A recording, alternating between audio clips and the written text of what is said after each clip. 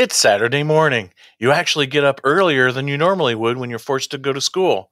You run downstairs in your Superman underoos, you walk over to the TV and turn the knob, turning it to one of 3 channels for a glorious morning of Fruity Pebbles and Saturday morning programs. Probably have no idea what I'm talking about. Talking about cartoons, you freaking millennials. Yes, cartoon horror films on this episode of Attack of the Killer Podcast. Attention planet Earth and beyond. Stay tuned for Attack of the Killer Podcast. Attack of the Killer Podcast. Attack of the Killer Podcast. Attack of the Killer Podcast. Yay. Hello and welcome to episode 209 called Cartoons. Now I know what you're thinking. This is a horror movie podcast. It's a podcast where a group of friends get together and discuss our common bond, which is our love for horror movies. So we pick a topic this time around, and it's about cartoons. Well, I guess you could technically say animated horror or horror-related movies that happen to be animated or, cartoons. So horror, that just proves that horror can cross into all genres, even including animation. Now, are you a fan of our show? You want more Attack of the Killer Podcast in your life? Become one of the elite and become an official attacker. Learn more about what it is and how to become an attacker by going to jointheattackers.com. You ain't going to regret it that much, I know. No, it's awesome. Check it out. Go there now.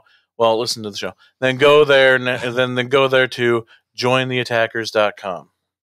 Got it? Good. Now it's time to introduce you to the podcast crew. He kind of finds it sexy when Bugs Bunny dresses up like a girl. Andy, everybody. That I do. How's it going? He lives in a pineapple under the sea. Absorbent and yellow and porous is he. Jason Bollinger. Yo, what's up? Thanks for tuning in, everybody. He would have gotten away with it if it weren't for those meddling kids and their dog. Like, wow, man. Ted Good, everybody. Hello. Oh. And why is he at the Disney orgy? Because he's fucking goofy. Welcome back to the show, Bryan Clark, everybody. Hey, did you know that cartoon characters can't get laid even though they're really nice guys? It's not their fault, though. They're in cells. Oh, yes! Welcome to the dark side. All right, so this episode of Attack of the Killer Podcast is sponsored by Shudder. Shudder is the Netflix for horror, and you can get a month of Shudder for free on us here at Attack of the Killer Podcast. How do you do that? Go to Shudder.com and enter our promo code AOTKP. Do it now so you can get in on this glorious Last Drive-In stuff, man. Oh, it's so awesome. Yeah. And not just because Tad's live tweeting during it. That is my second favorite part of it, but it's awesome. My first favorite part are his drive-in totals afterwards. Yes, that's right. Speaking of Tad, I'm going to turn it over to him now. Tad? All right, we're going to kick it right into my mom's favorite segment, What We Watched, where we discuss what we've watched since the last time we recorded.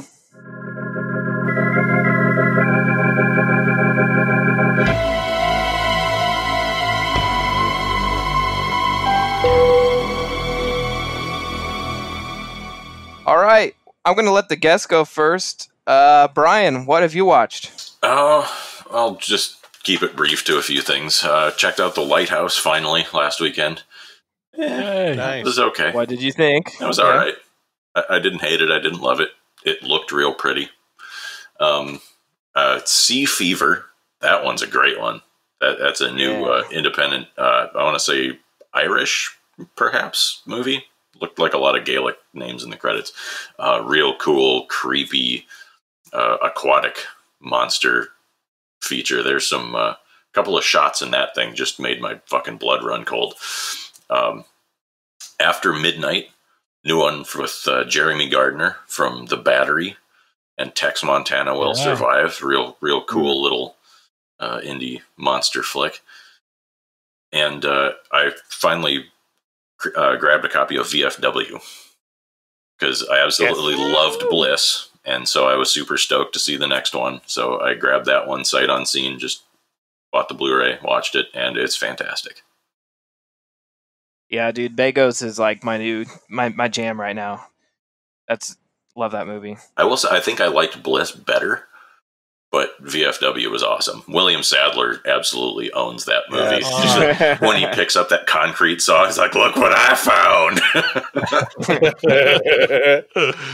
Yes. Excellent. Was there anything else you watched, or is that your I've list? watched lots of stuff, but that's good enough. Wow, he knows how to get through it quick. Let's go over to Jason and show him how it's Oh. done. Oh man, I'll go quick too.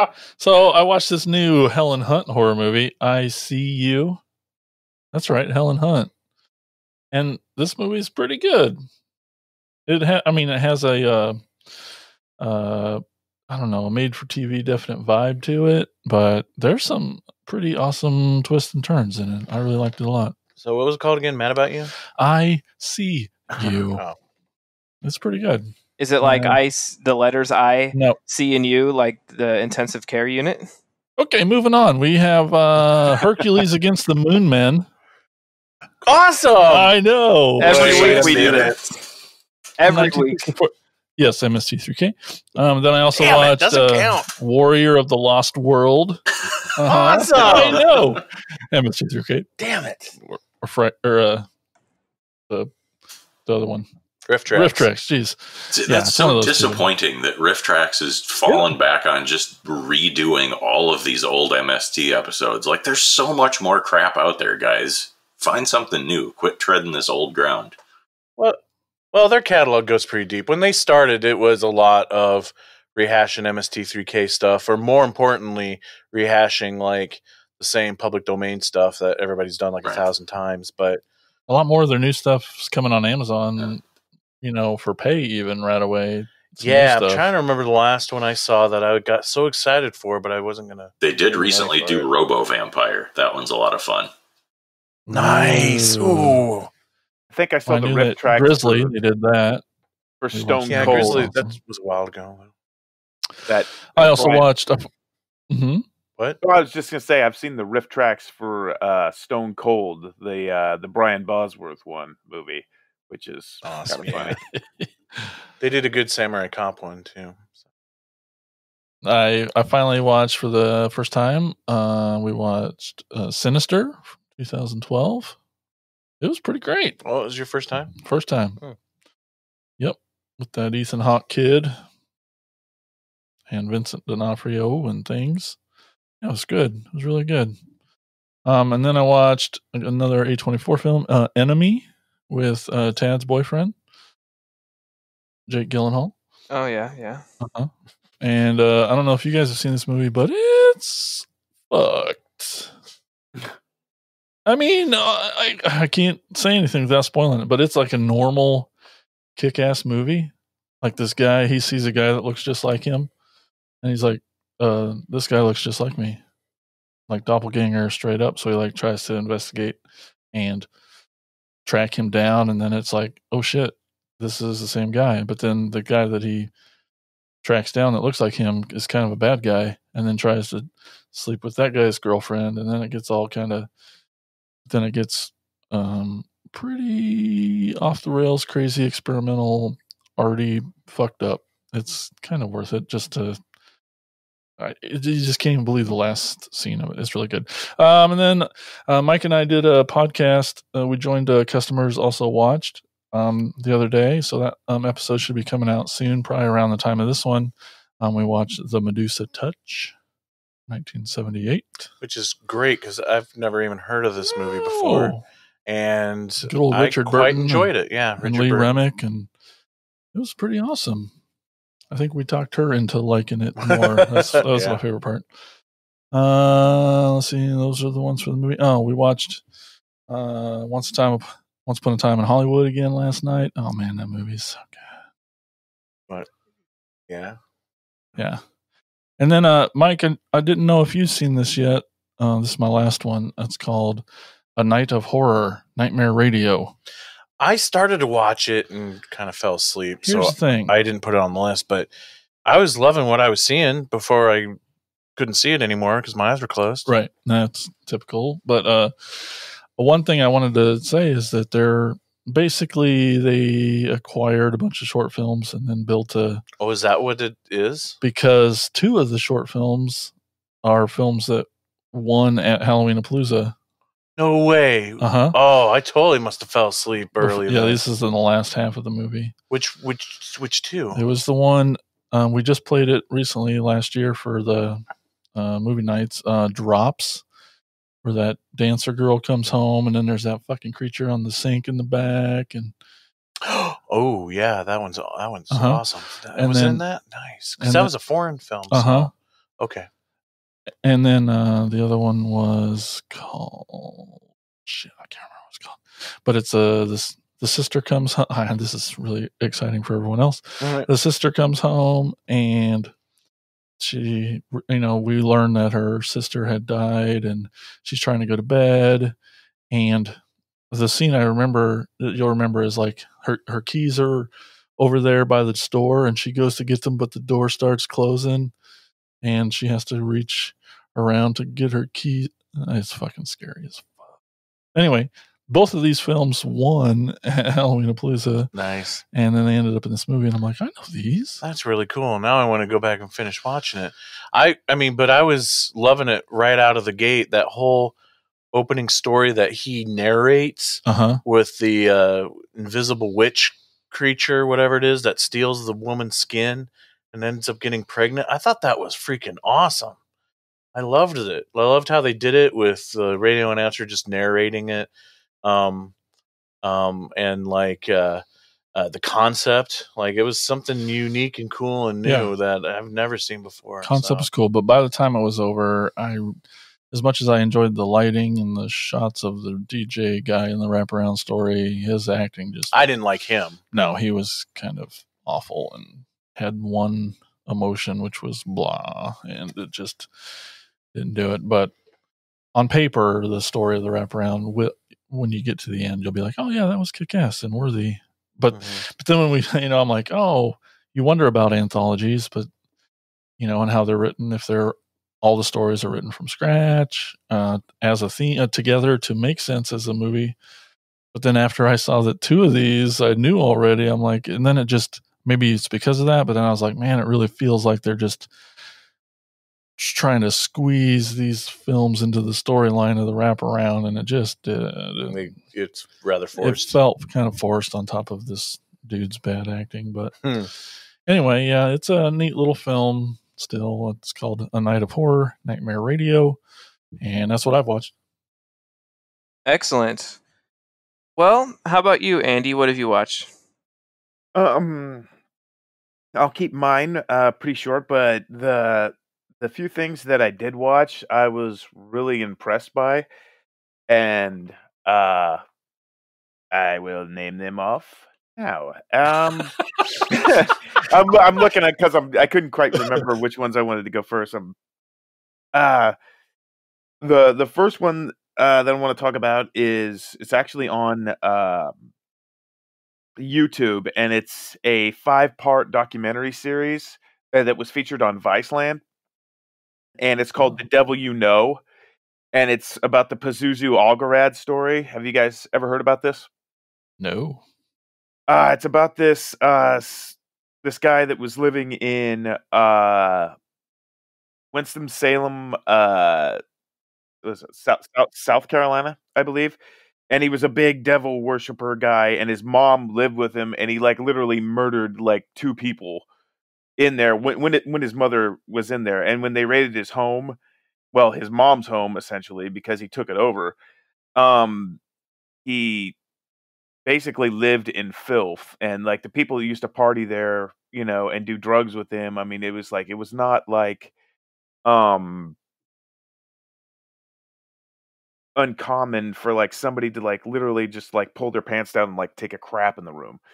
I mean, it's insane. And they find the two bodies, and there's a lot more to the story, and it's a really good documentary series. I mean, I was, and the the shows are about 45 minutes a pop, but I was just like, I was clicking on them like one right after the other mess because I really wanted to know how this turned out, and it happened in all this stuff happened like around in 2009, and it never got really wrapped up until like 2017, I think.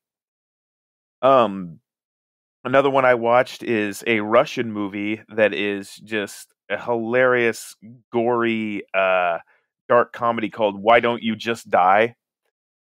Have you guys heard about this one? Yes. No, sir.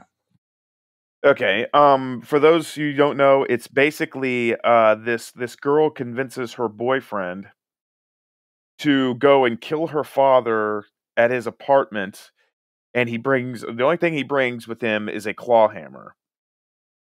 And the reason why she asked him to kill her father is because she says that he had, sexually molested her. But that doesn't really turn out to be the case, and there's much more to the story. But just the overall, just over the top, like fighting that he does with the father, and just like the bloodletting just in this small Russian apartment where I'd say probably 75% of the movie takes place, because like the rest of the film is flashbacks. Um it's really, really good. It's really funny. Really, it's like I'd say like the first 10 minutes is like really slapstick, like Evil Dead 2 kind of physical comedy and gore, but it's based in the real world.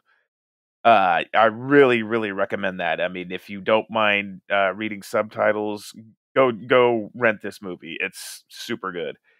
Um, the next one that I watched is We Summon the Darkness. This is fairly new. It's Oh got yeah. um uh Johnny Knoxville and Alexandra Daddario. Of course, Yeah, I really wanted Alexandra. to see this one. Yeah, it's not bad. Is it funny? Alexandra. It's, yeah, in parts. Okay. Of course, Alexandra Daddario could be talking about fucking insurance premiums, and she would hold my attention. Um, but it takes place in 1988, and it's during, kind of like the height of like metal music and satanic panic. And these girls, due to like, typical horror movie tropes, you think like these girls are going to be the victims, but it's not necessarily like that. And I can't really touch more upon it because it'll kind of give away the plot twist. But all I can say that I enjoyed it, and it's worth a watch. The last one that I want to talk about, and I just watched it this Sunday, and I really, really like this movie. It's available on Shudder, and it's called Blood Quantum. Oh, that looked awesome. I saw a trailer for it.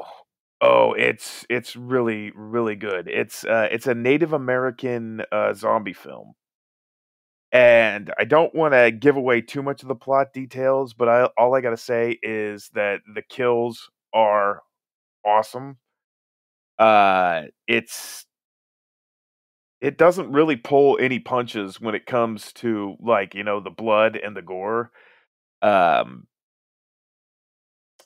they still have a rivalry with the stupid white man, um, and that kind of thing. But yes, I highly recommend all these. Blood Quantum, We Summon the Darkness, Why Don't You Just Die, and The Devil You Know, which is available on YouTube.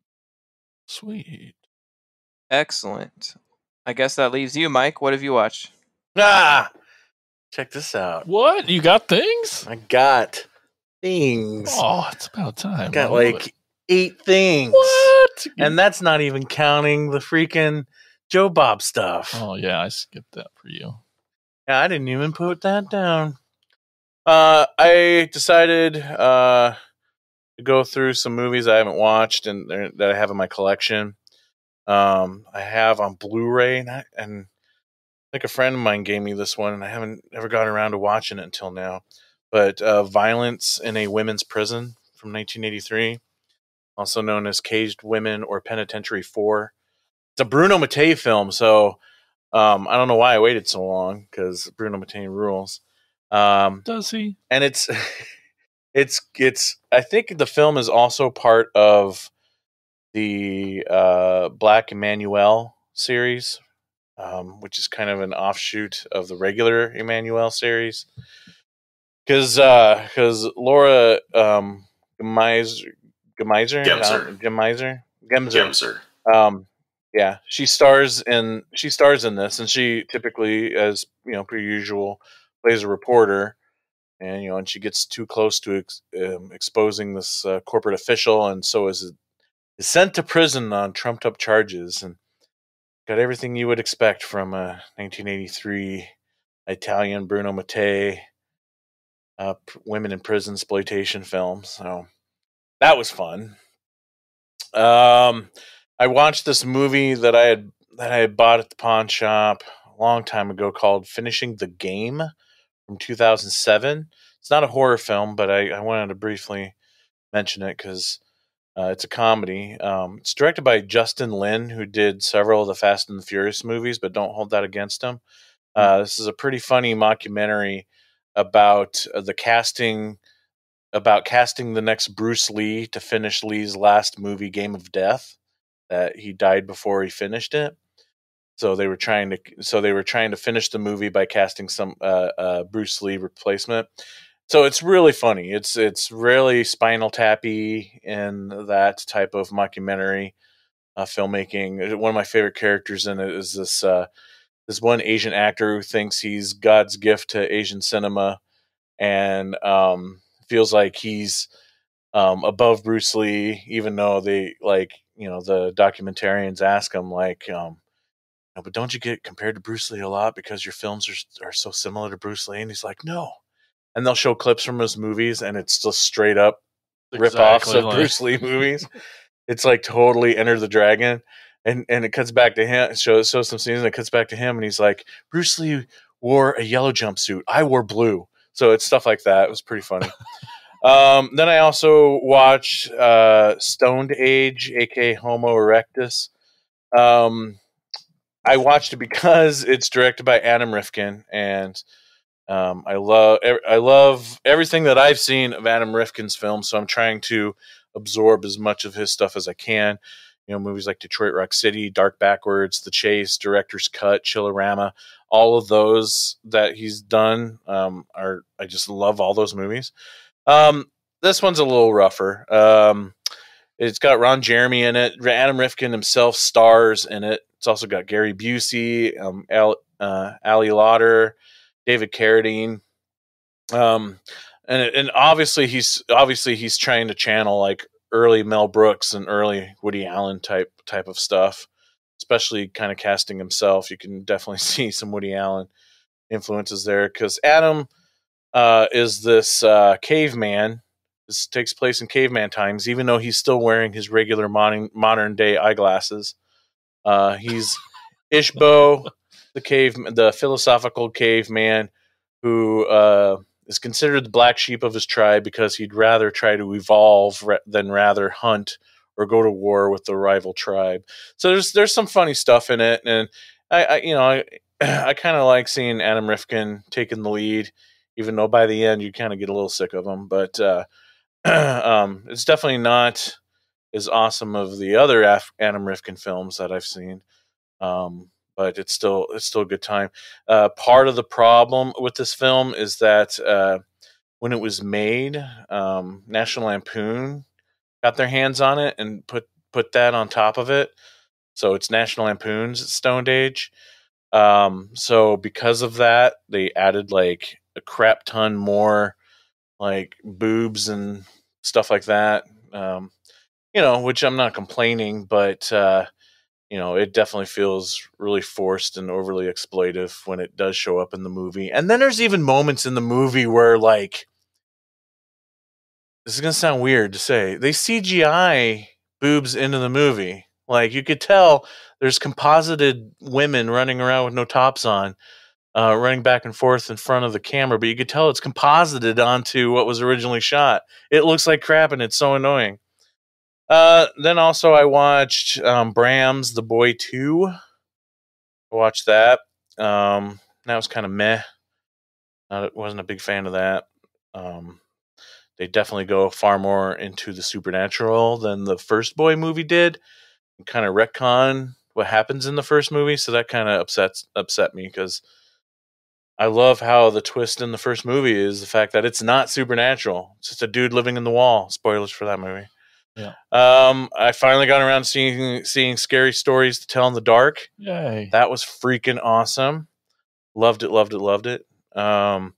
Also watched The Hunt, Oh, Yeah. that new one, and that was awesome. I really loved that movie. I did not expect it to be as funny as it was.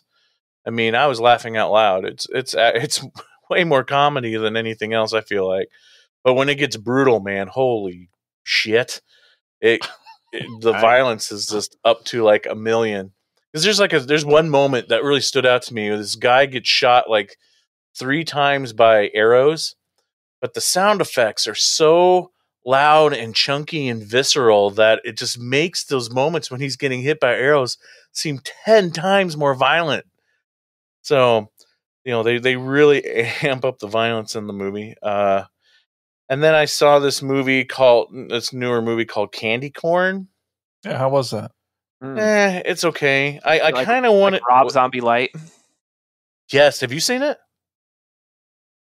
that's a local No, I seen the boogeyman- trailer. The local Oh, Boogeyman Productions, right? Yeah, The poster looks awesome. That's what intrigues me. that's what ended up making Brandy and I click on it, because we thought the poster looked cool. Hmm. But yeah, it's definitely Rob Zombie Light, because it's directed by Josh Hasty, who worked on 31 and actually was the producer on the making of of 31, the documentary. So you could definitely feel. I referred to it as it's like Dark Knight of the Scarecrows, but also taking a lot of notes from Rob Zombie films.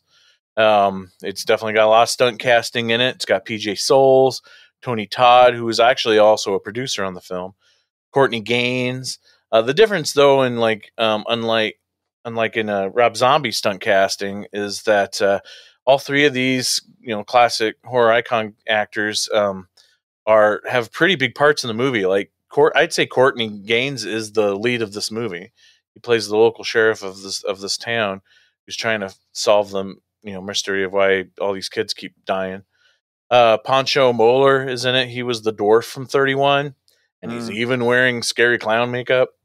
So, but my favorite casting in this is Sky Elbar from Greasy Strangler. Played the son in Greasy Strangler. So I was just giddy as a schoolgirl every time he was on screen. But I think, and I don't want to get too deep into it, but I think this might make I might have to put this movie on a list for a future episode, because I think this movie would make for a really good discussion about what is good acting and what is bad acting. Because you've got like PJ Souls and Courtney Gaines, those 2 in particular. We know they can act. We've seen them act. We've seen them do good acting in this in movies. This one, not so much. But I again, like I'm to this point now where I've talked about before. I hate talking about acting, because who am I to judge acting? Anybody is to judge acting if you're not an actor and you don't know the process. And it just drives me nuts listening to other podcasts pick apart acting when I'm like, I think that's good acting. You guys obviously haven't seen Cannibal Campout to know what bad acting is. Microwave Massacre. What? So I had this like epiphany while watching this yesterday of like the problem with those performances and this movie as a whole is that there's no depth to anything. There's no depth to these characters. There's no backstory to any of these characters. When Courtney Gaines is on screen, he is a cop saying lines off of a piece of paper. Oh, he's man. he's saying them well. He's saying them convincingly, but it's just so flat because I have no investment in this character. There's nothing brought to the table. Even if he had like a quirk where, I don't know, he would always eat lightsabers when he's on a case or something, some just a little quirk like that, or some kind of backstory, or save the cat moment, or some something for an arc with this character. There's not even any arcs for any of the characters in this movie. So is it the acting? Is it the directing? Is it the writing? Exactly. Oh, And that's man. ultimately my point. Where does the blame go? And I think in this situation, in this particular film, it falls in the hands of the writer and the director. So, anyway, I didn't want to get into it, but I did anyway. Then the last thing I watched was the new Justice League animated film, Justice League Dark Apocalypse Wars. And I'm the only one that cares about that, so we can move on. Hey, Tad, what'd you watch? I've watched quite a bit, but I'm going to zoom right through them. Outside of the fantastic new episodes of The Last Drive-In that we're all enjoying, I've been sort of on a documentary kick. I've watched due to Larry's recommendation last time we recorded, I watched In Search of the Last Action Heroes on Amazon Prime. It's a great long documentary. Is exactly what it sounds like. It's about action heroes going way back to the early days through the heydays of the 80s and now, and sort of focuses on the 70s, 80s action movies, and talks to a lot of actors who are in these films and their thoughts, and it's really cool, really awesome. Highly recommend it. I also watched Frank Henenlotter's new documentary, Boiled Angels, The Trial of Mike Diana. Oh, It is streaming on Amazon Prime. I think it should be streaming on Shudder because it's absolutely terrifying at times. Ooh, nice. I know you've been talking about this a lot since you've discovered it, but I didn't know if you'd seen it yet. So Yeah, I watched it that day I found it. oh, cool. So then the fact that you keep bringing it up, it must be pretty good then. Yeah, it's interesting for sure.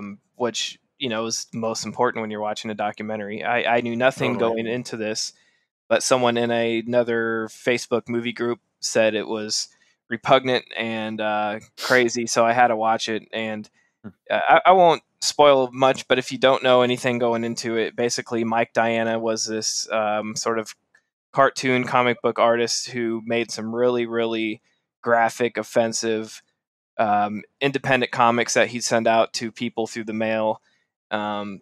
What happened was there was a murder. They had no suspects. Someone got pulled over. This person had one of Mike Diana's comic books in their car. Cops looked it over and found a cell, I guess you would say, in this book that was that sort of looked like a murder scene of this murder that happened. So they went after him.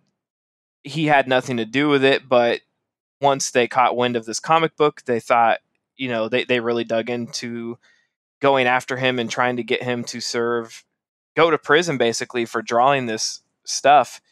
And it sort of just talks about the idea of freedom of speech and how censorship, and it's just amazing to me that they tried to take this man to prison for drawing a comic book that he was giving to people who asked for it and paid for it. Like, he wasn't just out on the street corner handing it out. He wasn't, sending it to, he wasn't handing it out to little kids or anything. Like, if you don't want it, then don't take it. It's just amazing to me that it got to the point where it went to court and they had, a whole jury and everything, but it's just, I won't spoil what happens. And it shows a lot of the comics and has a great soundtrack to it.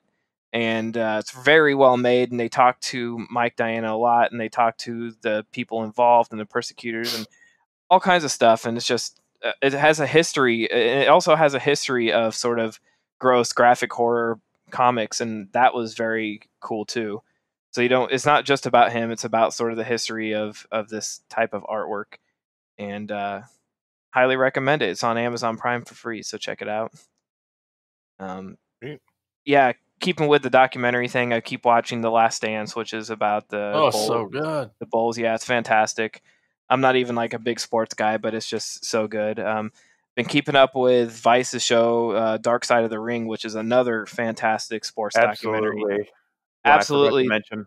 yeah, sad, but oh man, so informative, well done. It's basically each episode covers one topic in the world of professional wrestling, and in a 30 for 30 style. It's narrated by Chris Jericho, and most of these stories are super tragic and dark. Like Chris Benoit was one. Yeah.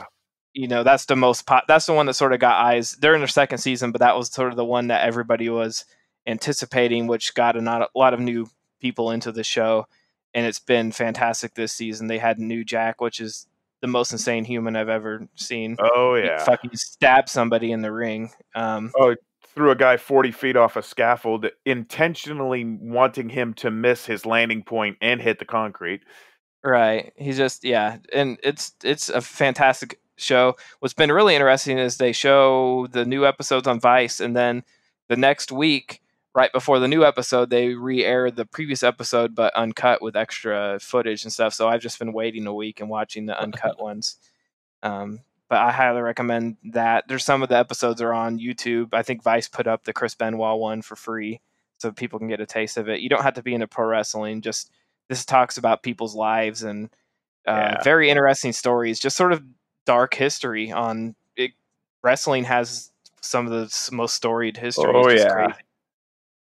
The Herb Abrams one, you don't know whether to just like shake your head but part of it's actually hilarious. But have you seen the Herb Abrams one I don't about the think so. UWF? Is that the Oh first my season? gosh. Well, no, this is the second season. It's about the UWF. It's about a federation that kind of tanked, and it was like this. Um, I don't want to spoil it for you, but I'll just say like basically the things that are touched upon is about and this is the promoter, the owner. He's a 5 foot tall, basically very coked up Jewish man that loved hookers and cocaine and basically and a lot of baby oil. That's how a lot of people would like find him in his hotel rooms. He would be like slathered in baby oil and just his face would be like Tony Montana level face full of cocaine. And he would be like, and he'd only be wearing cowboy boots. And there'd be like these hookers around, and he'd be like chasing them with like baseball bats and shit. I mean, it's just like really bizarre. Yeah, I think my favorite one so far has been, I think it's called The Brawl for All. And that the whole concept, as someone who enjoys martial arts, I love that episode because, like I said, I'm going to go through this really quickly, but it's just a crazy concept that if you are not into wrestling, just watch this episode too, because it's about some promoter had this great idea to start a real tournament in the WWE where they would let the wrestlers actually fist fight, and they got a boxing commission in there, and they let them they set rules and let them for real fight, not pro wrestling, but real fight. And is like an MMA fight with a bunch of guys who aren't really training, and they sort of picked their guy who they wanted to win. That didn't turn out. A guy they didn't want to win ends up winning. So as a prize / punishment, they put him up against Butterbean at WrestleMania and let him box Butterbean.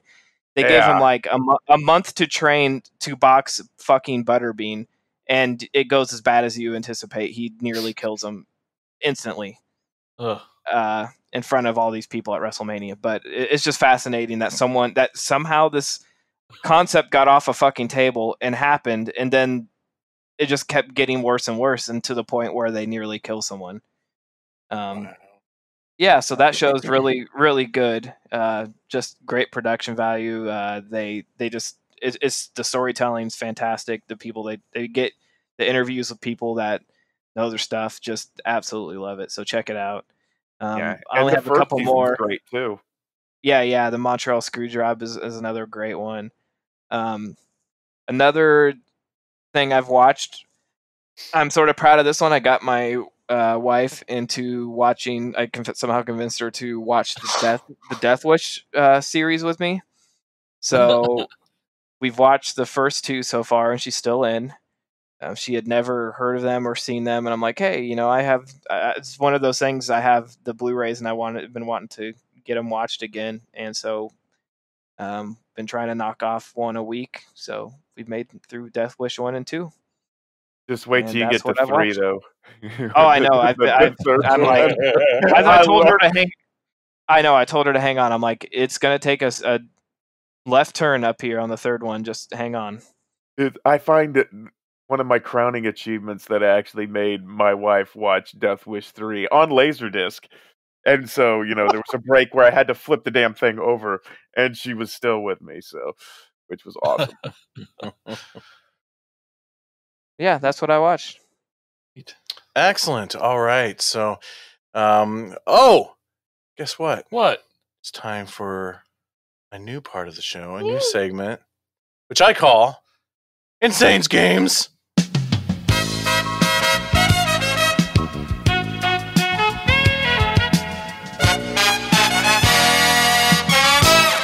This is a part of the show now where we all get to play a little game of my design. I love it because no one knows what it is, and they're so nervous right now. And it's only going to get worse. You should be nervous. You're the one that has to edit this, and That's true. So for this episode, the game we are going to play is Brian's favorite, called Keywords. Oh boy. Brian's played this before. Brian has played this before because this is a staple at Insane Mike's trivia at Halloween-a-Palooza every year, where you have to guess the movie. I'm sorry. I was just going to say my 10-year-old daughter, at the time, 10-year-old daughter, about gave Justin Beam a heart attack the first time we ever played this game. Some of the titles she was screaming out like Justin Eismer. Yeah. Well, what is this? How do you play? So yeah, it's called Keywords. You have to guess the movie title by using the first six keywords from Internet Movie Database, IMDb. Now it's a point-based system where you could possibly win 6 points for a right answer. However, every time I have to give you a new keyword, you lose a point. So we start off with one keyword, give everybody a chance to guess. If you win, you get 6 points. If we have to go to the next one, you get 5, and so on and so on. So, we'll give you the year of the film, to help you out here too. That's nice of you. So, we'll do this in order. We'll just go down each person. I chose the order of Tad, Brian, Andy, Jason. So our first one is a movie from 2019, and the first keyword is junkie. Any guesses, Tad? From 2019, Bliss. Incorrect. Now he doesn't lose any points. No, there's no losing points. You're just kidding. Okay. Yeah. I will say these years were also pulled off of IMDb in case anybody wants to argue the year of the film. Okay, so Brian, do you have a guess for a movie from 2019? Gonna guess along those same lines and guess VFW. Son of a bitch, he's right. That was going to be my It is VFW. Dang it. Brian got 6 points. I should start a little tally sheet here so we can keep track. How many rounds of this is there? Oh, you came over the point system and then you didn't keep score? I know, right? I'm an idiot. That's effective. Well, it depends. Oh. I have several, but I'm basing it more on like a time frame. Sure. If we don't do them all, but like, if some asshole guesses it after the first keyword, right, then we can keep going. Okay, so the next movie is a movie from 1980, and the first keyword is extreme violence. Tad. Oh, I go again. Gets to start. Oh, maybe we should keep going in the order. I'm sorry. Yeah, Okay. I would say that. I mean, yeah, of course I want the first chance every time, but Sure. Okay. All right, Andy. 1980. The first keywords are extreme violence. Friday the 13th. That is incorrect. That was my guess. That was your guess, It Jason? was going to be. Now I Okay. have to think of something else. Oh, good.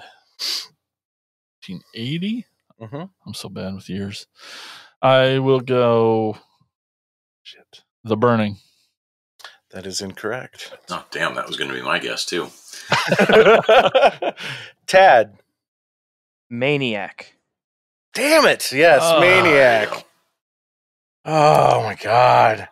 Spent hours on this. You're playing with experts here, I my guess. friend. All right. Okay, so we're going to go back to 2019 for this next one.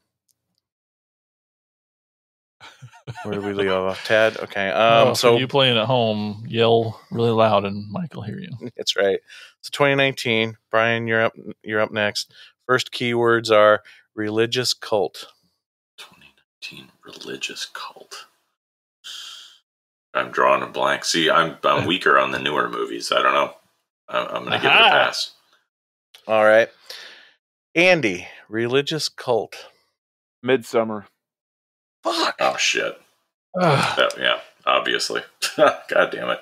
Maybe the years make it too easy. Yeah, maybe I should not do the So it's test run, everyone. This is Yeah, fun. no kidding. Crap. All right, so the next one, good thing I did several. The next one is from 2018. And Jason, you're up next. The first keyword is telepath. I'm sorry. Telepathy, not telepath. Telepathy. Telepathy. Yeah. 2018. Holy smokes.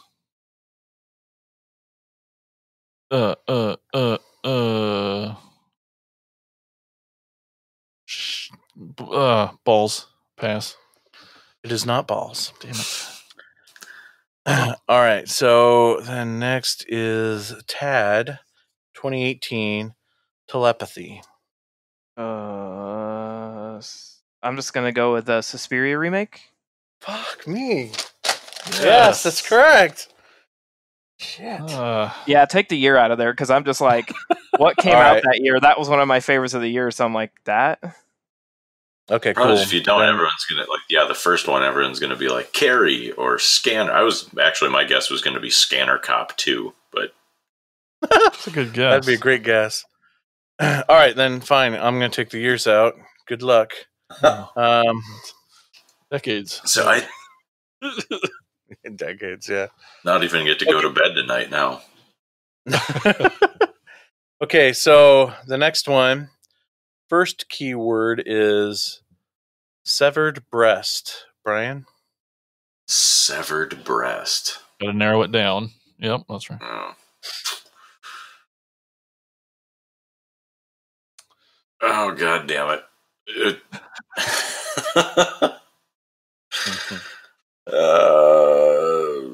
I don't know. Society. I'll at least try a guess. I know that's not right, but That is incorrect, but nice guess. I like that guess. Okay, Andy.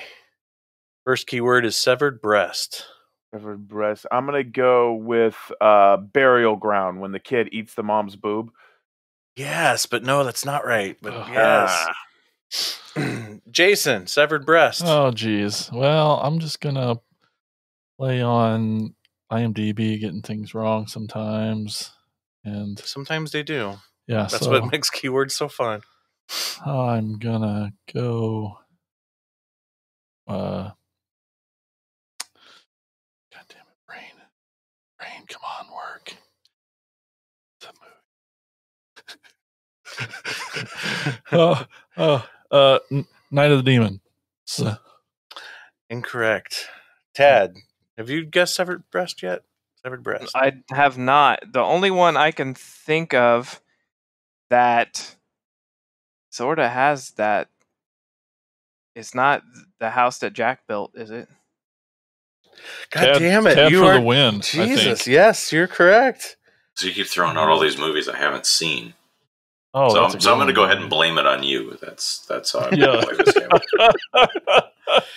Oh, I thought for sure that one would be a tough one until I got to number 5. Number 5 was character name and title. We haven't even got to a second. I know. clue This yet. is BS, man. All right. This next one. This next one will do it. This next one I'll at least get to 4, I think, with you guys. Okay, so Brian, the first key word is slasher. Oh shit.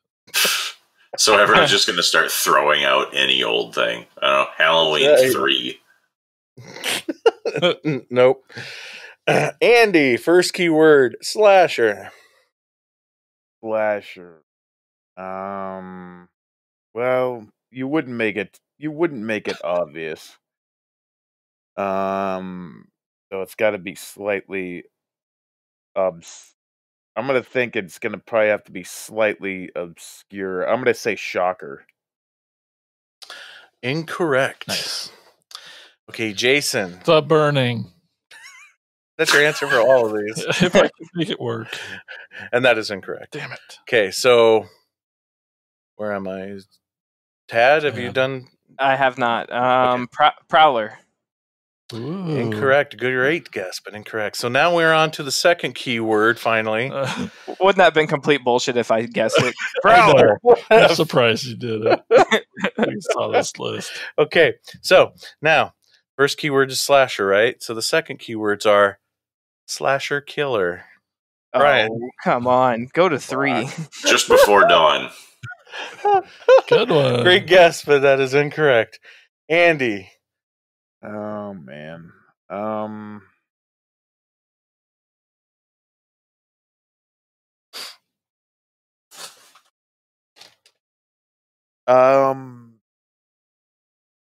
Sleepaway Camp. Incorrect. Jason. Let's go with The Final Girls. Incorrect. Tad. Behind the Mask. Ooh, it's a great one, but correct. Okay, so now we're on to the third one. Whew, now I'm having fun. Okay, so again, we've got slasher, slasher killer, and our third set of keywords are characters killed one by one. Oh, come on. You're pissing This me is all off. slashers things. What's next? Knife. I guarantee the Oh. fourth one is going to be a really good clue. So Brian. Bloody Moon.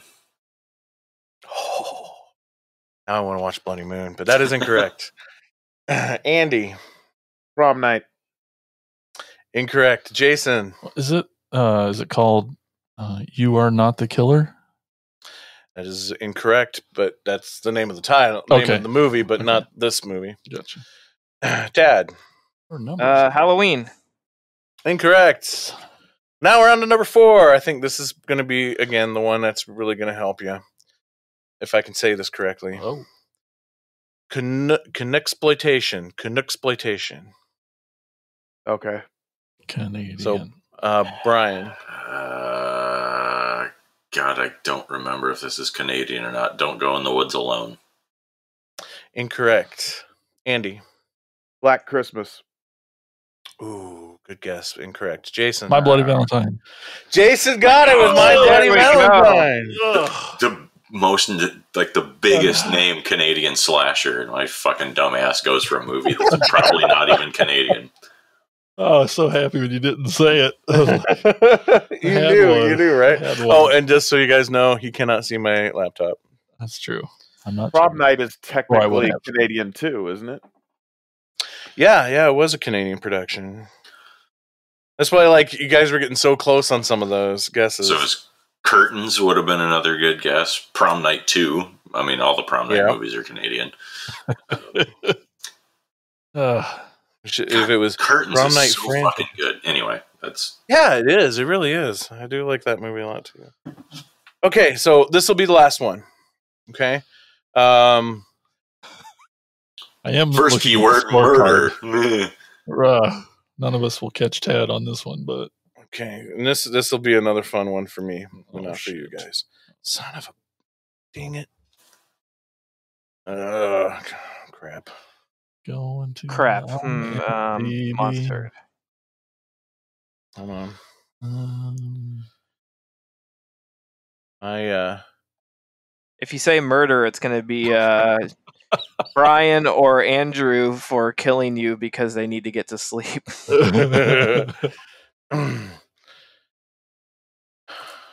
Part of my keywords got erased off of my notes, so I got to go to IMDb. The source. Mm-hmm. Okay, so first keyword is gore. Tad? Ooh, Reanimator. Incorrect. Great answer. Incorrect. Okay, who's next? Brian. Dead Alive.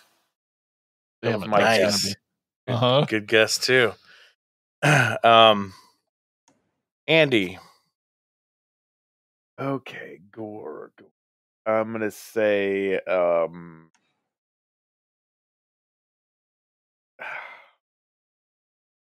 Hellraiser. Incorrect. Jason. The Wizard of Gore. That'd have been awesome. I should have done that one, but no. Damn it.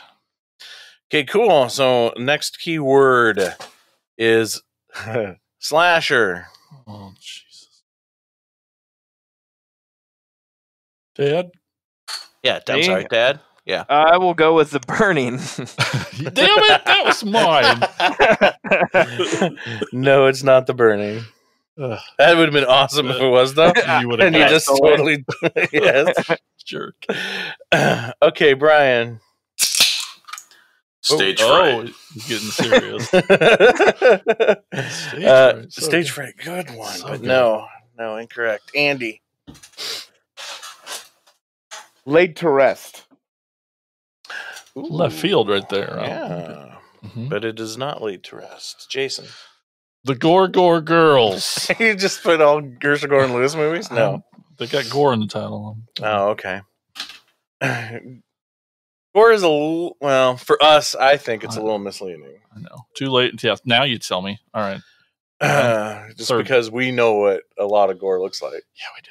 Anyway, there's good gore in this movie, though. Okay, so next keyword is blood splatter. Tad? Evil Dead. Incorrect. So we got gore, slasher, now blood splatter. Brian? Texas Chainsaw Massacre 2. Wrong. Andy? Oh Christ. Damn,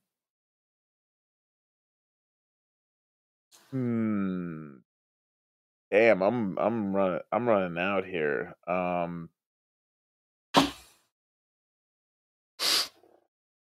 Oh, damn it.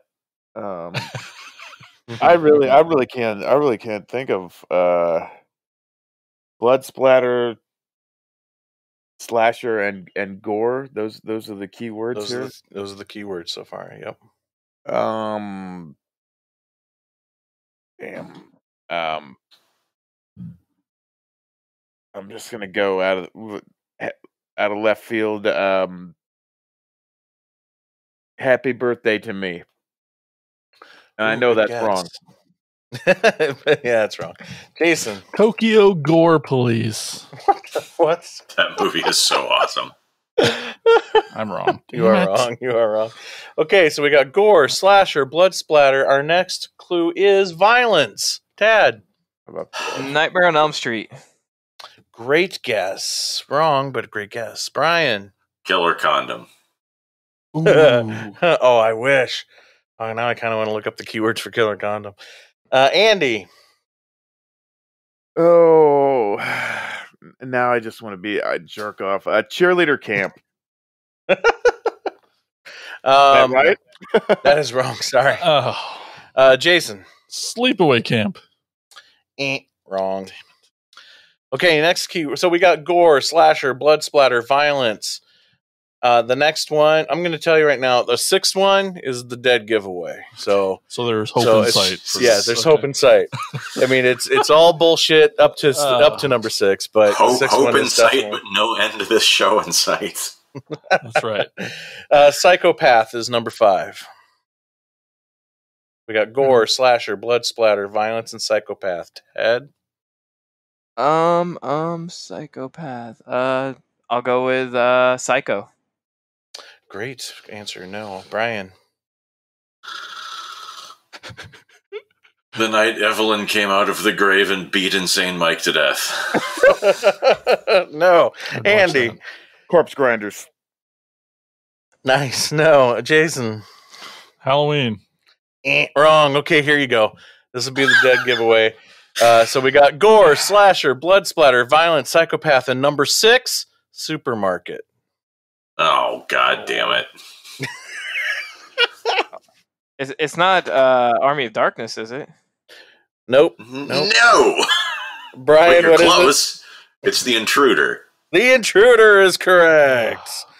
And that is our game keyword. So Goodness. the tallies here: Brian with 7, Andy with 6, sorry, Jason with 3, and Tad with, I'm out of fingers, so I got to go to the toes, 18. Congrats, Ted. Congratulations. I took Tad. them when you were given a year, and that was That's true. pretty skewed. I should get a little asterisk next to my name on that one. Crazy fun game, Mike. Yeah, it was fun. But we got movies to talk about. Yeah, we do. So our first movie is... One that Jason's going to talk about. What is it, Jason? The movie Jason's going to talk about is from 2006, and it's called Monster House.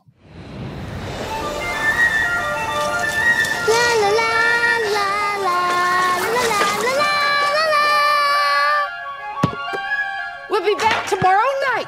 If anything happens, call the police and hide in your closet. He knows that. Have fun tonight. Okay. Every neighborhood has a house with a secret. Awesome kite.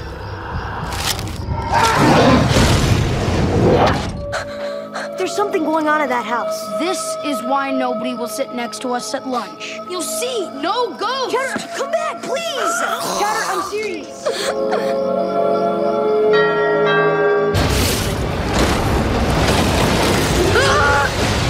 From executive producers Robert Zemeckis and Steven Spielberg. Oh no! When no one will listen. Don't go any further! Are you guys mentally challenged? If you are, I'm certified to teach you baseball. When no one believes. The house grabs things and pulls them in and eats them! We'll see you later. It's up to them to save the neighborhood. We have to fight back. Whoa, whoa, whoa, whoa! I don't want to go inside a monster. I say it's worth a shot. Yes, I agree. Let's do it. Get ready to cross over What are you weirdos up to? Oh, nothing. to the other side of the street. Just something in the house just tried to eat us. No more Mountain Dew. Don't make a sound. If those are the teeth and that's the tongue, then that must be the uvula. Oh, so it's a girl house. What? Don't make a move. Freeze! Tree? And whatever you do, don't go on the lawn. Don't look back! I look back! Monster House. Stupid house. Directed by Gil Kennan.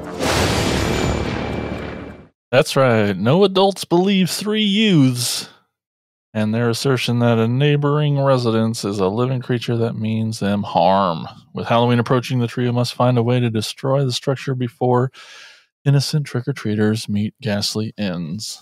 Oh man, that uvula joke is so freaking funny. This is the first time I've watched this movie. Ever, really? Ever. It was Wow. It was so awesome because when I got to Tina's this weekend and she had this movie on DVD, so I pulled it out and had it on the counter, and Brighton walks in and he's like, "Well, you're watching Monster House?" And I was like, "Yeah, I've never seen it before." And so this 14-year-old kid starts giving me endless amounts of shit all week, and he's like, "You haven't seen Monster House?" And he's telling everybody. So just the whole weekend, he's like, "What a loser. This guy hasn't even seen Monster House." But anyway, so I finally did watch it, and it was pretty awesome. I really liked it a lot. Pretty funny. I mean, for me, it all It all comes down to Chowder. Oh my gosh, he's so funny. Mm-hmm. He's my favorite. Definitely.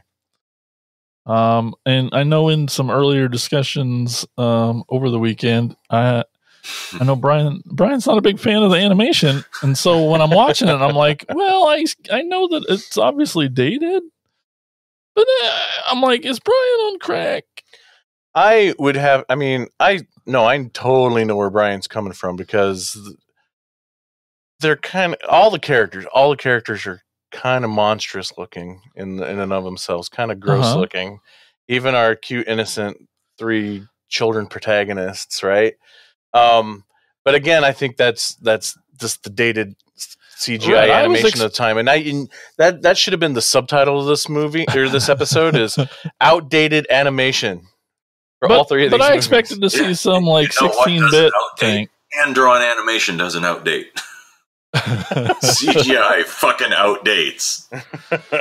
But at the same time, I mean, I know what you're saying totally, but at the same time, I'm like, there were a lot of times where I thought the characters moved within the frame like a person would. That seemed way more realistic than a lot of animation to me, which I thought was kind of neat. Sure. I think the mouths is the stuff that they still hadn't really gotten a hold of yet. I just from what Brian had said, I turned it on expecting to see some Nintendo game version of a movie, and I didn't think it was that bad, but I know what you're saying.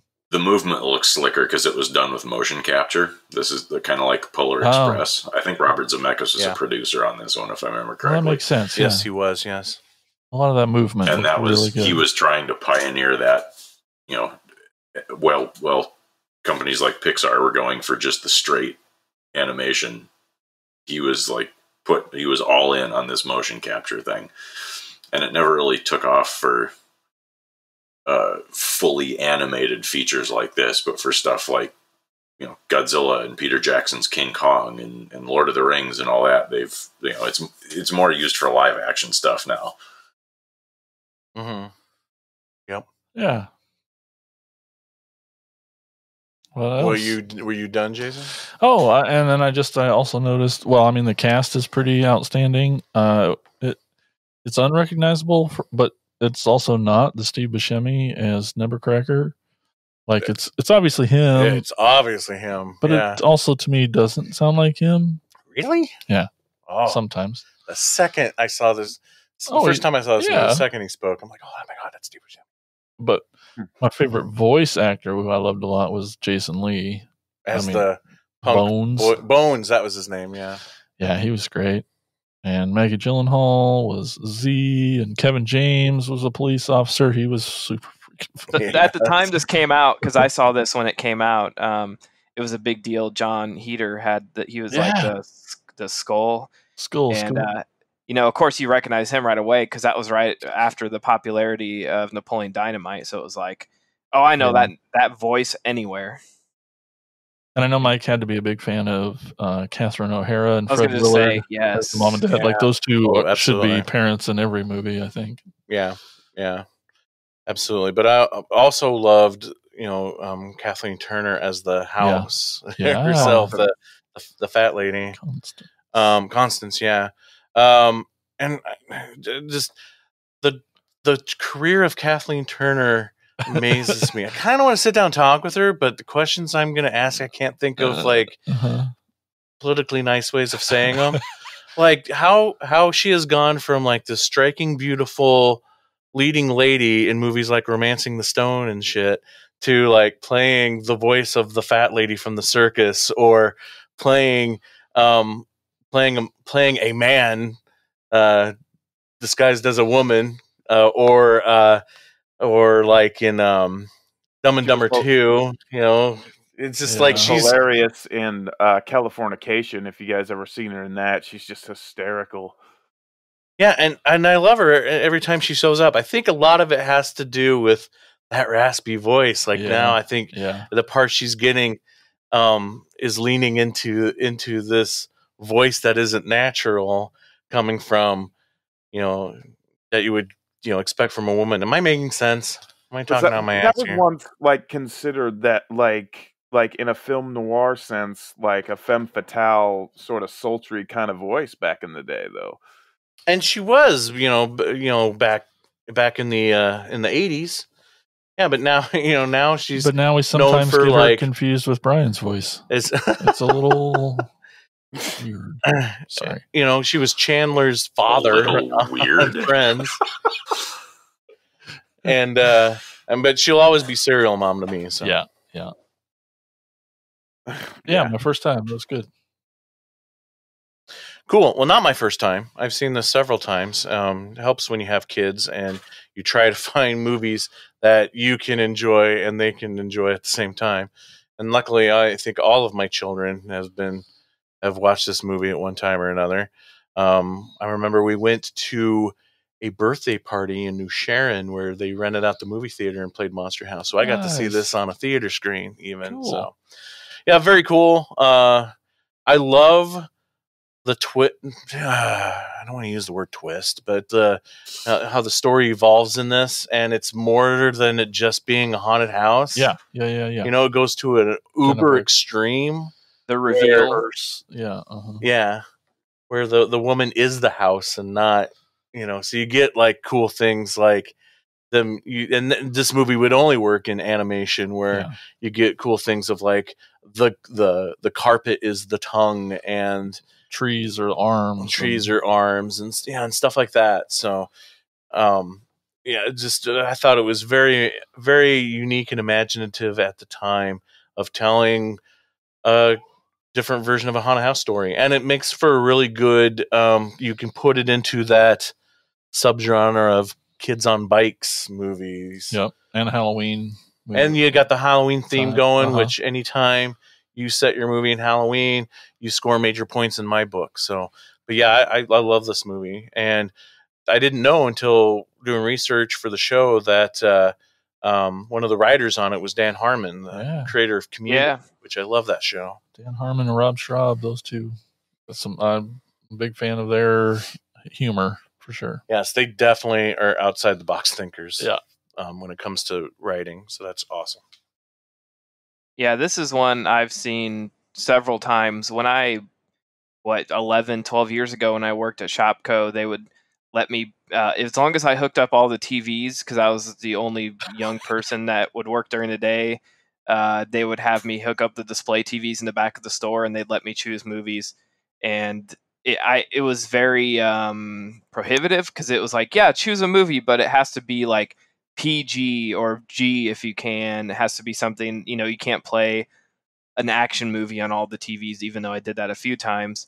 You have to be careful what you play for customers. So this was my go-to between this and like the National Treasure movies, because it made the TVs look really nice. There's bright colors, and it wasn't offensive, but it was still sort of horror adjacent and Halloween-y, so this was always my pick. So for a while there, I sort of hated it just because I saw it on the TV, 100 TVs, every goddamn day for the longest time. And I knew every word and beat to this, but it's been a long time, so I've gotten over that, and I still do enjoy it. And showed my niece, and she loved it, so I gave her my DVD and picked up the Blu-ray, and I watch it every so often. And then, later, after all these years, realized Dan Harmon was a writer and stuff. It's like, oh, that makes sense now. It's pretty cool to see some of the names. I mean, the cast on this is just incredible. Just you recognize almost everybody. So it's a lot of fun, and it's something, a good, what would you say, leap start, like a good jump into horror for young kids, to show them it's not too spooky, but it's not super lame either. So it's a good starter horror. It's definitely a great starter horror, I feel. There could be still some moments that really read that line. Sure. Like one of my favorite shots, which I think could be a very creepy shot, and when he's laying in his bed before he realizes what's going on. This is like shortly after they thought they had killed the old man. And like the sun shifts through his window and the shadow of the house comes creeping through his bedroom. That's awesome. It's a very, very cool shot and pretty creepy. Yeah. It's sort of weird. Like when you watch these, and I'm like, yeah, the babysitter's sort of hot, but she's animated. Oh. Andy, what about you? This is the first time I ever saw it. Hadn't really heard much about it. It was it turns out the wife had it on DVD as well, and sometimes I think she would go out of her way. You know, she kind of likes the cutesy horror stuff, and she would go out of her way because she would have her nephews over a lot, and she would always buy stuff for for them to watch as well. And we had actually had to crack this open. This thing still had the plastic on it, and I thought it was, for what it was, I thought it was pretty good. I thought it was okay. Um, I guess I wasn't really super blown away by it, but it was fun. It's just a fun, horror oriented kids movie. I mean, which is what they're exactly supposed to be. Um, I don't really have much to say about it. I don't have negative things. I mean, I do agree on the animation. It's not particularly my cup of tea when it comes to this animation, but I'm not gonna crap all over it. I mean, there's different different kinds. I mean, it's like sometimes with me in Japan, Japanimation, where their eyes are about the same size as their torso. That just doesn't really make any sense to me. Um, but to each their own. I thought it was just a fun kids movie. Sweet. What about you, Brian? I wish I had another beer to Here's crack the into the dissent. microphone, but I'm still drinking the one I cracked earlier. Oh, I couldn't finish it this time. Oh my! Oh, Mike broke me. I watched. Oh my! it. This one's the one that broke you. I watched it. I watched it when it first. And I know this is especially considering we were talking about people trying too hard to seem contradictory before we started recording, and I swear that's not it. I was really hoping this was going to turn around for me. I watched it when it came out on video, and I remember just being kind of unimpressed and not really caring all that much. But this far removed from what was acceptable, the animation of the day, what you would expect from a CGI movie in 2006, this fucking thing is a goddamn visual hate crime. It is so fucking ugly. And I don't like the twist. I didn't get that far this time, but I remembered what it was from the last time I watched it 14 years ago, and I didn't like it then, and I don't like it now. Yeah, that's good enough. I don't need to be Captain Negative tonight. Y'all liked it, and that's okay. I'm not saying you shouldn't enjoy it, but I don't. You think your kids would or did? No, because I asked them, "Hey, I'm going to watch this movie for the podcast. You guys want to watch it with me?" Phoenix didn't, and I wasn't expecting him to. And Isabella stuck her head out of her room and said, "Well, what movie is it?" And I told her, and she goes, "Oh, I watched that one on Disney Channel when I was little, and I didn't like it then." Yeah, her tastes are way more sophisticated than all of ours, I think. Yeah. That's so funny. Well, when I put together the show, I wanted to kind of cover the spectrum, like something. Then why couldn't we watch Paranorman, for fuck's sake? And I knew that was going to come up. I knew Paranorman was going to come up. I didn't want to take it too easy. I was really scared. Like, oh, I chose Monster House for the kids related one, and I'm going to be like, "Where's Paranorman? Where's Caroline?" He's really scared we might all enjoy one. Right. Oh, but also, I felt like if we're going to talk about animation and horror, like, for me, the first thing that would always come to mind is a Japanese animated film. So, Tad, what's our next movie we're going to talk about? The next movie is 1987's Wicked City. Yeah. With the fate of the world lying in the balance, his task is simple. Protect a man's life for 24 hours. I'm putting you in charge of guarding him. Who is this person? Mr. Giuseppe Maillard. Guard him without fail, because as far as the radicals are concerned, if they can kill him, they'll control everything. Thrust into a world of supernatural treachery, his only hope that his new partner is as good as she looks. Top agents from opposite worlds. They're the last defense against the anarchy of the Black World. For the life of me, I can't figure out why you're my partner. What you mean is why your partner is a woman of the Black World. The twisted beings from the other side will do anything to stop them.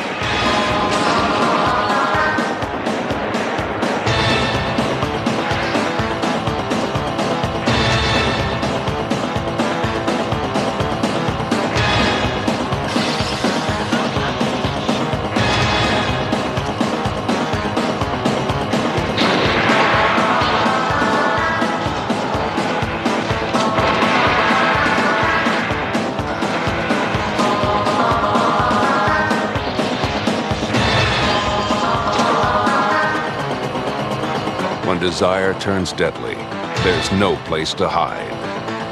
Wicked City. Yeah, so Wicked City. 2 agents, a lady killer human, and a voluptuous demon attempt to protect a signatory to a peace ceremony between the human world and the Black World from radicalized demons.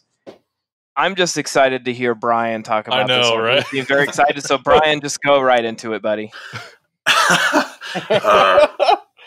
Okay. I mean, I'm not necessarily an anime expert, but I have seen this one a couple of times before, and I really like it. That's funny. I was more interested in hearing what you guys had to say about it because I think I'm the only one who's seen this before. Am I correct? You are incorrect. Yeah. I'll share my Mike's seen history it with before. this movie Sure. when it's my turn. Well, yeah, we're talking about history with it. When I was maybe 13 or 14 when we got our satellite dish out at the farm, so I could finally enjoy the sinful delights of cable. And the Sci-Fi Channel used to run, back when they were a good channel, on Saturday mornings. They called it Saturday Morning Anime. And so, like, every Saturday morning at like 7 or 8 o'clock, I'd set my alarm and get up so I could go watch whatever crazy ass anime they had on. And so, yeah, I saw this one on TV for the first time, obviously heavily edited because there is a lot of nudity and sex in this movie, but they kept most of the gore and the weird shit intact. It's a fairly standard story. Wise, at least of horror and fantasy fans, of the whole, a human badass and a demon badass have to get together and fight the darkness and overcome their differences and find love kind of thing. But where it really stands out, I think, is in the visuals. As said earlier, hand-drawn animation doesn't outdate so much. And yeah, anime has some weird little tics that are a little hard to get over for American audiences, and myself included, like the big weird eyes thing and stuff like that. But this one doesn't really go that over the top goofy, like Sailor Moon type shit is what I really think of, right? When they have like those crazy exaggerated facial expressions, whereas this one is a lot more, this is just a straightforward horror movie. And especially when the monster stuff comes out, boy, this one goes off the fucking rails and it looks great. Yeah. It's based on the first of a series of the Black Guard novels by Hideyuki Kikuchi, and he also wrote Demon City Shinjuku, which, if you're talking about horror anime, usually this one and that are the two that pop up first. Yeah, I almost said that. And then Vampire Hunter D, both the novels and the manga. So, I mean, this guy was like the guy to go to for Japanese horror comics and novels in this time period.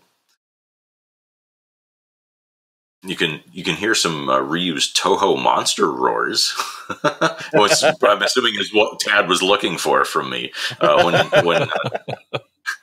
when Taki is fighting the 2 demon thugs at it was an airport or somewhere there's a bunch of chain link fence and shit. You can hear a Rodan roar, and then when Maki slices Shadow in half at the end, you can hear King Kong roar from Kong vs. Godzilla, 1962. Nice. Sweet. It was good. There are some cool spider sex and melting titties and a weird, creepy little guy. A 200-year-old pervert, sexual, Yeah. a toothless sexual deviant. That's what Tad's going to be when he lives to be. Yeah, that's my goal when I get old, is to be that guy. So here's a question for you, Jason. Thinking of my art, did you recognize his voice? You know, it sounded familiar. There's a reason I'm specifically asking you. I'm assuming it's a Transformer. Yes, it is. Both he and the guy who voiced my art was voiced by a guy named Mike Reynolds, and Taki was voiced by a guy named Greg Snegoff, who is. His voice is even more recognizable, I think, because he's done a bunch of Studio Ghibli stuff, but they both worked on Robotech and Gogol 13 and a bunch of other anime stuff. But Mike Reynolds, the voice of the creepy little old guy, he was also Rail Spike in Transformers Robots in Disguise. Nice. I knew it was familiar. I just never looked it up. I should have. I doubt he was doing the old man voice for Rail Spike. No. I don't know, but I mean, both of the two main guys in this are super prolific voice actors, primarily specializing in anime stuff. Definite recognizable tone, voice tone. They were awesome. Oh, and the voice of the president was voiced by the guy who played President Abraham Lincoln in Bill and Ted's Excellent Adventure. Typecast. I think so. I want to hear more how Tad felt about this movie. I enjoyed it. It's bonkers and fun, and this is a pretty fun mix of movies. I had never seen this, and this is something that I would never choose to watch on my own. Did Nikki No, I figured as soon as the spider's legs started coming out of the lady, I was like, this is when Nikki walks in, or when his hands are melting into the hands are melting into the titties. I'm like, she's gonna walk in and be like, "What are you watching?" But no, I watched this one by myself, and I laughed a lot, and I thought, yeah, this is gonna be one that Brian enjoyed. So I'm like this, and the next movie I'm watching them, I'm like. Yeah, now I know why Brian's the guest on this one. This is why he jumped out of his seat and volunteered for this one. So, yeah, this movie is so plot wise, you're not going to get super excited. I mean, I think we've all seen something like this. We've all seen Underworld and whatever. But God, this just 80s anime has such a great look to it, and there's so much. Yes, if you can ignore the weird facial tics in a lot of them. Everything else is so beautifully detailed that just blows American animation out of the water. I agree. Um, it's so kinetic. It's so bizarre. Remastered version of this would look amazing. Yeah. Oh, yeah, without a doubt. Yeah, and the 80s Japanese anime was my wheelhouse. I was on a huge anime kick during that time, and then I just burnt out, and I have not returned to anime since. So it was great to get to revisit this one. I was really excited to revisit this one. Probably part of the reason why I came up with this episode. But my backstory with this movie is the year was 1992. And I was in the heat of bootlegging VHS tapes via mail and swapping tapes with my friends. And when I was at the Art Institute of Pittsburgh, had a guy who got a lot of bootlegs and had a lot of these Japanese anime. Would at the time would definitely be considered far more hardcore than what you would probably think for Japanese anime at that time. And so I fell in love with this. And the thing is I knew this under the title Supernatural Beast City. And without any subtitles. There might have been subtitles, but it was a bootleg, so who could read them? And definitely not in English. So I had no idea what was going on, but still had watched this movie several times and was captivated by it. And it's on mute. You just didn't. So this is the first time I think I watched it and completely knew what was going on. But no, you can't mute this. You got to hear all the crazy noises. But it's just, it was definitely just cool with these, normal looking people morphing into these demon creatures and stuff. And I had just never seen anything like it before, especially in animation. So, and then all the weird sexual stuff that goes on in the movie too. Yeah. I don't know if this would be considered very early hentai. Maybe there's a little bit of tentacle stuff going on. Ruling, but, Brian, ruling. Well, hentai doesn't just mean tentacle stuff, so I suppose. I mean, I've never seen any pure hentai, so I don't know. Yeah, I mean, to be honest, me neither. I've seen stuff that goes a little bit further than this. So I don't know. I mean, I've seen clips, and I know things go way further than this, but I've never seen one all the way through, so I don't know exactly what the where the cutoff is there. There was a series around this time too called, I knew it as called Wandering Kid, and I wonder if like this tried to rip off Wicked City but go to even more extremes, because it was all about just demons, tentacles, and sex, and it had this little weird impish guy that was part of the good guy team that was very mischievous and stuff, and reminded me a lot of the old man in this film. So, but yeah, I've always been a fan of this, and again, I had wiped my hands clean of anime years ago and have not even gone back and revisited some of my favorites from that time period. So I was pretty excited to see it again, and it still holds up. Probably maybe even a little bit better now that I know what's going on. Definitely be warned. There's a lot of sexual content. I watched it with Tina, and I'm not sure that she was a big fan of it. And what was even more awesome for me, because if you know me, I love awkward situations, even when I'm in cartoon it. Titties. Like, I love it. No. Again, no. But while we're watching this, McKenna walks in and sits down on the bed and with her back to the TV. I think she's 18 now. But like, Tina got so uncomfortable. McKenna's like, what's going on the TV, Mom? And she's just, she's hating it. And it's so. At which point was it? Was it the giant tentacle that wrapped around our female protagonist? And I was too busy watching Tina cringe. It was amazing, but McKenna was like way cooler with it. But Tina was having a hard time. I get it. It was rough. What are you going to say, Andy? Sorry. Wow.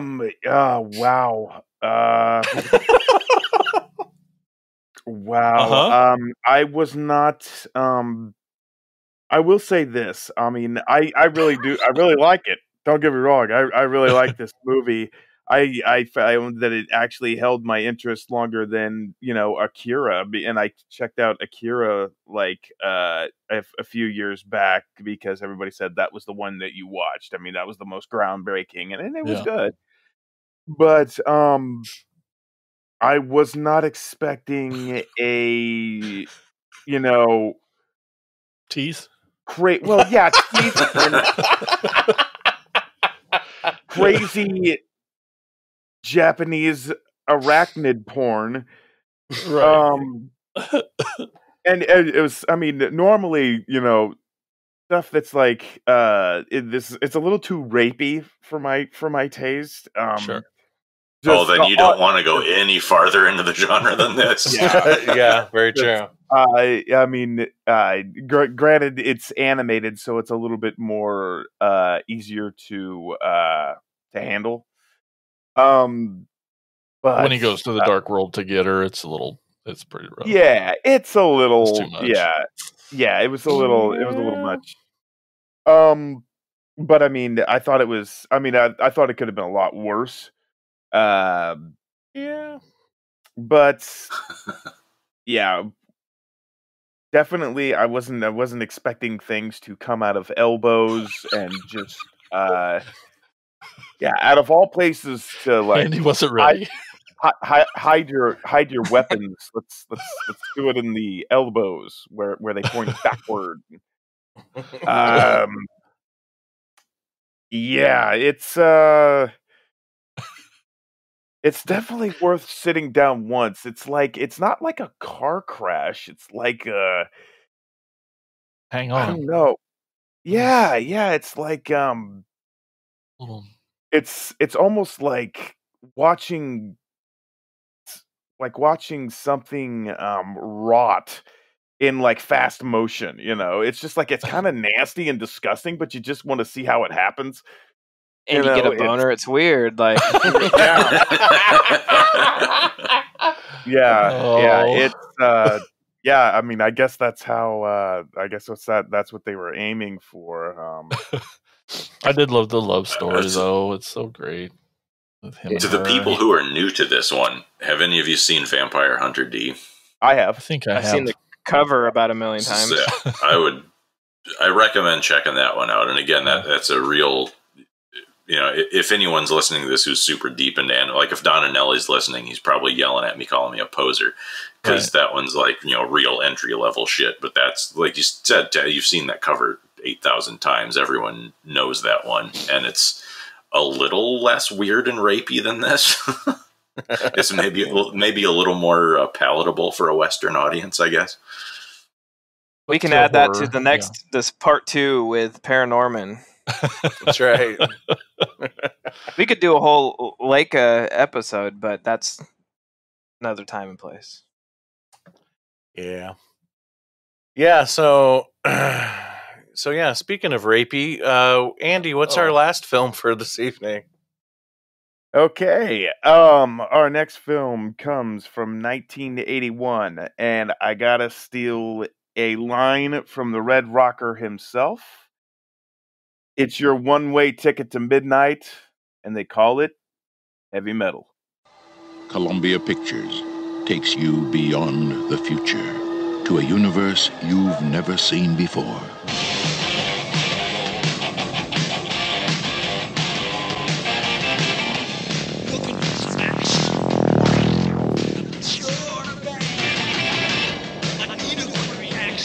I think you're going a little high, man.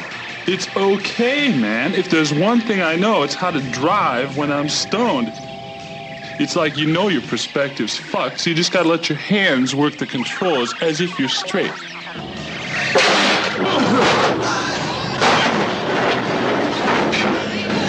Oh, wow. Good landing, man. A universe of mystery.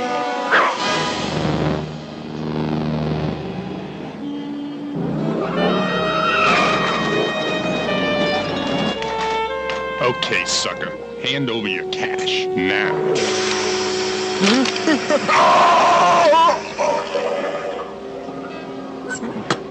A universe of sexual fantasies. My whips.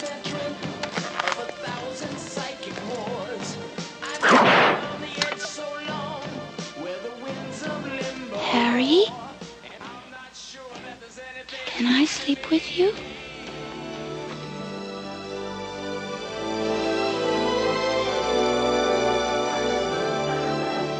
That was incredible. I've never felt anything like it. A universe of magic.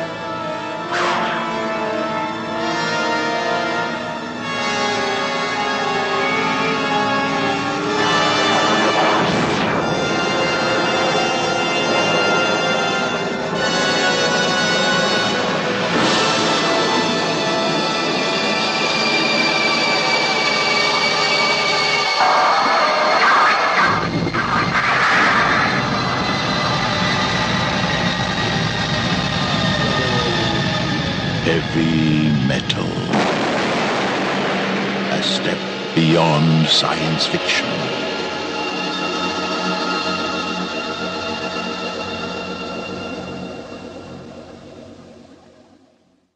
All right, Heavy Metal, 1981. Our story centers around a green orb called the Lochnar, which is also part of the wraparound of our story. After an astronaut brings it home as a present for his daughter, it kills him and then terrorizes the said daughter by revealing to her a series of bizarre and horrific stories it has been a part of through countless times and dimensions. I first discovered this film back in high school, which around 96, and it was on direct on demand. It was an all-day ticket on pay-per-view. And I got to thinking, I was just like, that 1981. How come I've never heard of this? Because that's when I was just like, I was on to all these obscure things, these cult films that everybody liked. And it turns out the record company did not get the rights for the music, therefore it wasn't released until then on home video. And since then, when it was released, it actually sold over like 1 million units. I fell in love with this movie the first time that I saw it. Not that it's very obvious that it was animated and written by men. I mean, it's totally uh just the voice acting by you've got Eugene Levy, you've got Harold Ramey, you've got John Vernon, you've got John Candy. Yeah, exactly, John Candy. Three-time John Candy. Yeah. And an interesting note about this film, when he was doing the voiceovers of this, he was actually making Stripes at the time. So when he was done doing his scenes during Stripes, he would go over and do the voiceovers for the characters on Heavy Metal. One particular story that I absolutely is my favorite one that the Loch-Nor centers around, and they're all very good in my opinion, but there's barely any dialogue in it at all, and it's of the B-17 fighter. Yes. The one that makes this whole movie worthy of being on a horror movie podcast. Exactly. That's got to be the only segment that qualifies as. Yeah, other than some of the melting scenes, where people are getting fried and whatnot. But I mean, yeah, I agree. That opening scene with the little girl and the thing melts her father. That whole scene when it turns at that moment, just I think is creepy as hell. Yeah. This B-17 story was actually a Dan O'Bannon story called Gremlins, and it actually had gremlins aboard this B-17. It was actually killing the soldiers, in the squadron inside there. Just it was getting down in the ball turrets, kind of like and to me, this is no better depiction than of what you saw in the EC comics back in the 50s with Tales from the Crypt and the Vault of Horror and all those comics published by William Gaines.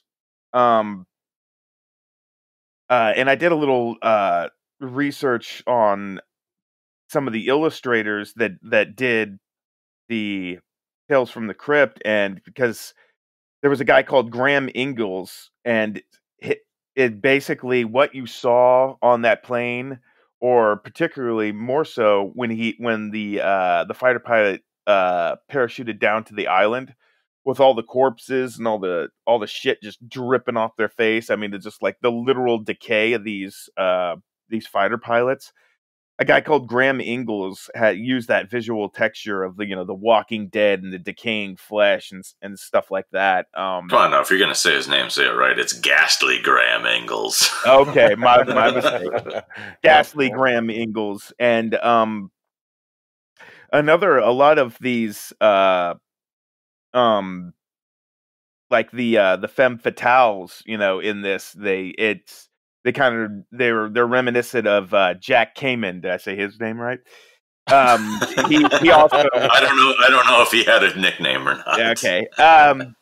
But he was the one that did a lot of the females in of course, The Haunt of Fear and a lot of the detective comics and the femme fatales. They were very film noir-esque. And that reminded me of the girl in the Harry Cannon story.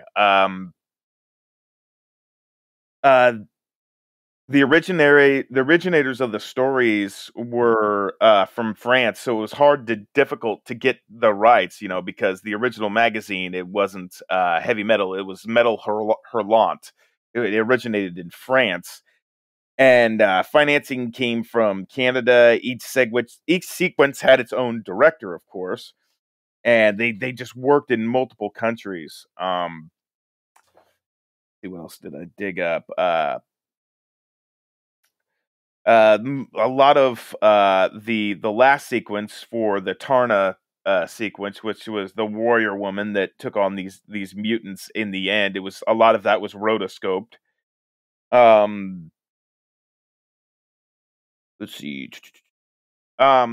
Really, really, really love this movie. I can't say enough good things about it. I mean, it's particularly it's my kind of animation. Um, You've got Harold Ramey, flying completely high out of his gourd on plutonium Nyborg, which I can only describe as space coke that's coming out of a vacuum cleaner that actually, puts it on the ground. The B-17 guy's guts when they fall out, when he falls forward, I mean, that's just horrific. And, Tarna's punch to that green guy's face, I mean, she literally puts her fist, like, right through the guy's head. Yeah, that's pretty much all I've got. I mean, I went out and bought the Blu-ray to this, like, right when it came out. I'm a big fan of this movie. The sequel, not so much. But yeah, but that's about all I got. What do you guys think? On the bonus episode from last week, on our Patreon, we talked about the first horror movie that we remember seeing, and this one it wasn't my pick, but it's one I remember seeing way too young. And it disappeared. I was a kid and we didn't have the internet, and I didn't know what it was forever and ever. But I remembered it. But yeah, that's what I remember. And it's, of course, it's great. And I love it all for the same reasons you guys do, but saw it way too early. Yeah, this is one that I've never seen. This is the first time watch for me, but I've known of it and seen the cover about a million times. I remember the DVD and VHS had that like foil background, so it made it look like it was metal. And I'll be honest, I remember not wanting to watch it because I assumed it was some like virgin D&D nerd shit. And, so what it actually is then? Yeah, sort of, but it was a lot cooler than back when I was too cool for that, and now I'm up for anything, a lot more open-minded, and watched it, and I enjoyed the hell out of it, and just it's like something so soothing about hearing John Candy's voice. It's like a home-cooked meal, just hearing it is just awesome. I love that man. Miss him dearly. So to see him voicing an animated character in a movie like this is like, oh wow. But yeah, I thought the animation's cool. The story is cool. I mean, I'm not sure. There were some horrific scenes. I was like, I'm not sure this is necessarily horror, but I enjoy it. I'm glad I finally got to see it.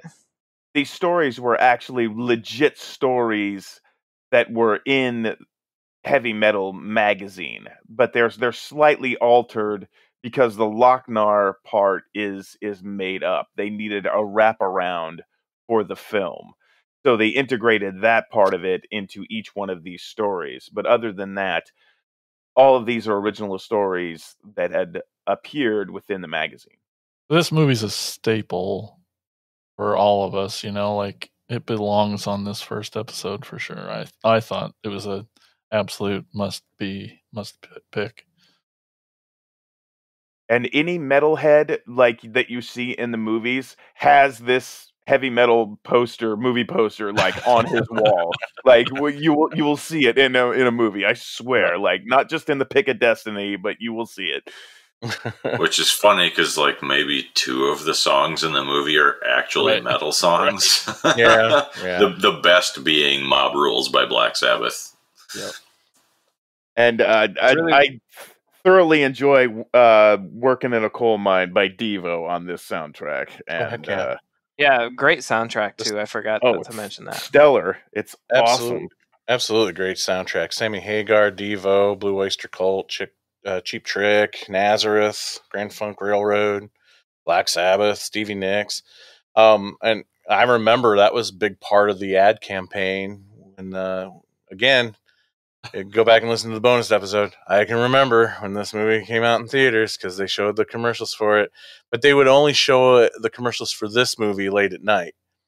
And usually when I was watching Saturday Night Live, and I was a little scaredy kid of everything. So when the heavy metal commercial came on, I would switch it to another channel until it was Satan's over. music. That's right, yeah. But that was the big thing. They just blasted on the screen the titles of the different bands that were featured on the soundtrack, and it dominates the soundtrack. I mean, there is a score as well, which was done, which was Elmer Bernstein. Yeah, who's done a ton of stuff, and it makes sense that Elmer Bernstein worked on this movie because he worked on like Animal House, Blues Brothers, Meatballs, Ghostbusters. So a lot of stuff tied to Ivan Reitman. I don't know if you mentioned that Ivan Reitman was a producer on this film. Hence, also, I feel like how he got people like John Candy and Harold Ramis and Joe Flaherty to do voices. So yeah, and also and Elmer Bernstein been doing scores since like the 50s. So yeah, so he did the score for Day the Earth Stood Still, among other things. He did a lot of like old school sci-fi stuff too. Yep, so. Including Robot Monster.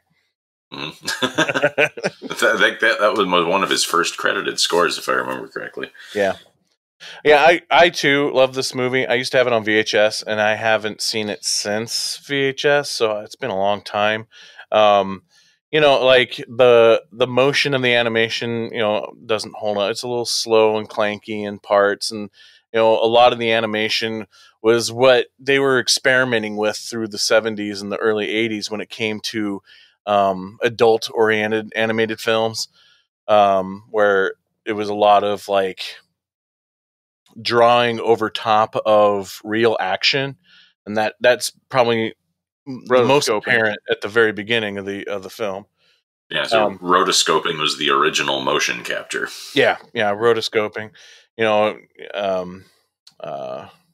lot of the more adult animated studios were using that technique in the day. But what also was really cool about the film as far as art style goes, there's just a lot of variations of different art styles in this throughout the different stories, and a lot of awesome artists that contributed to the film, like Richard Coben, who he did the Dean story because it's based off of his character Dean that started in his own comic, and then eventually ended up in what's that?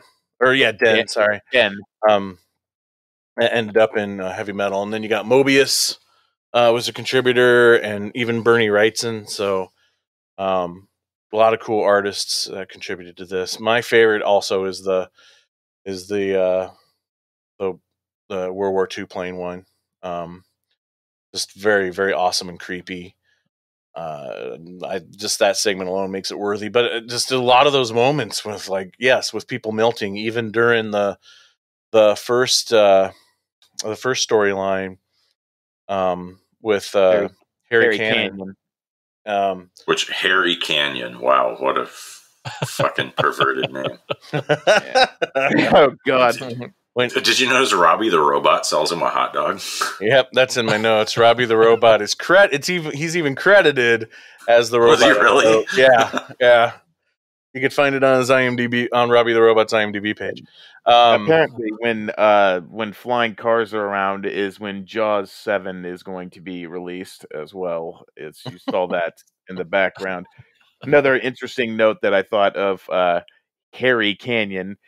He was voiced by Robert Romanus, who played Vic Damone in Fast Times at Ridgemont High. So if you can place that face with that character. Nice. Awesome. Lately, I've been having some very, almost every night, having very vivid dreams. And it's like what I watch or what I do during the day seems to contribute to that. And this one gave me a few weird dreams. That Not sounds necessarily like delightfully they're actually awesome. not as good as you might be thinking. Like I think it was the segment where the dude like his body changes and he's a big muscular guy and he's trying to intimidate people with it because he's like, oh, check, I'm big muscular dude, and he goes after yeah, you know what I'm talking about. But Yeah. and then later that night, like I had a dream where I signed up for an MMA fight and I had never trained, and then like I was all about it until it's like, okay, it's about your time, and I'm like, what the fuck have I done? Like I am not ready for this. I have not trained. I am not at all ready for this. What have I done? Change into the large muscular man. Right. And I was like looking at myself in the mirror and I'm like, dude, I don't do any physical activity. Like I'm not in shape. Like what am I doing? I'm going to get killed. Like, is there a way if I just don't go? Like it's one of those things. And then I woke is like you wake up and you're relieved. But I'm pretty sure this movie contributed to that. You couldn't turn into Hanover Fist. Yeah. Now, for people That out was there, the Bernie Wrights in Peace, by the way. yeah, Bernie Wrightson did that segment, yeah, which is weird. That art style doesn't, I don't think it doesn't look that much like him. Yeah, yeah, is not what I think of when I think of Bernie's art. Actually, funny thing is, when I saw Stern, I immediately thought of Bruce Campbell. They do a live action version. Yeah, he's like a live action version of Bruce Campbell. But yeah, again, I love it. If those out there who are listening have never seen it before, just be warned. Again, there's a ton of nudity in this one.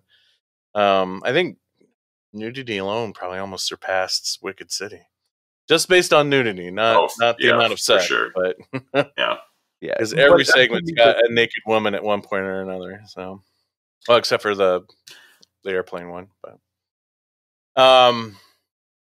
yeah. I forgot what else I was going to say about it. But check it out; it's awesome. Even within Den, the main, like the animated characters don't look that much like Richard Corbin's art. Richard Corbin is like my absolute favorite horror comic artist. He's a fucking genius. He's done some Hellboy stuff that's amazing. He's done a ton of H.P. Lovecraft stuff, and and the thing that really is more telling to his art style in the Den segment are the backgrounds. All the architecture and stuff, really, because he's does this very weird sort of it's not exactly pointillist, but his style is very specific. If you've ever read any of Richard Corbin's comics, you know when you're looking at a Richard Corbin thing. But the deity that the cults are trying to summon in the Den segment is Ulatek, which is, if you written out, if you see it in the script or whatever, it's actually Cthulhu spelled backward, giving a little nod to H.P. Lovecraft there. And here's one, going back to when I used to bug Jason about this on every episode. One of the art team on this, speaking of pointillism, was a guy named Chris Achilleos, who did a lot of covers to the Target Books Doctor Who novelizations line. I knew it would come out somewhere. We got it in there. I would maybe blasphemous, but my least favorite segment is the one with the aliens and the space coke.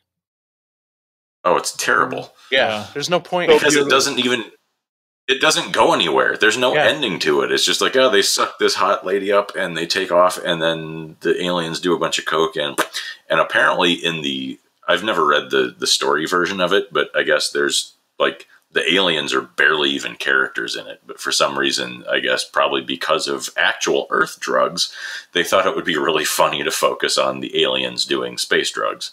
Yeah, I kind of feel like, hey, we got these great comedic actors. We need to have some comedy going on in this movie. But I don't know. That one's really flat to me. It's so beautiful, so dangerous. Is the name of the story.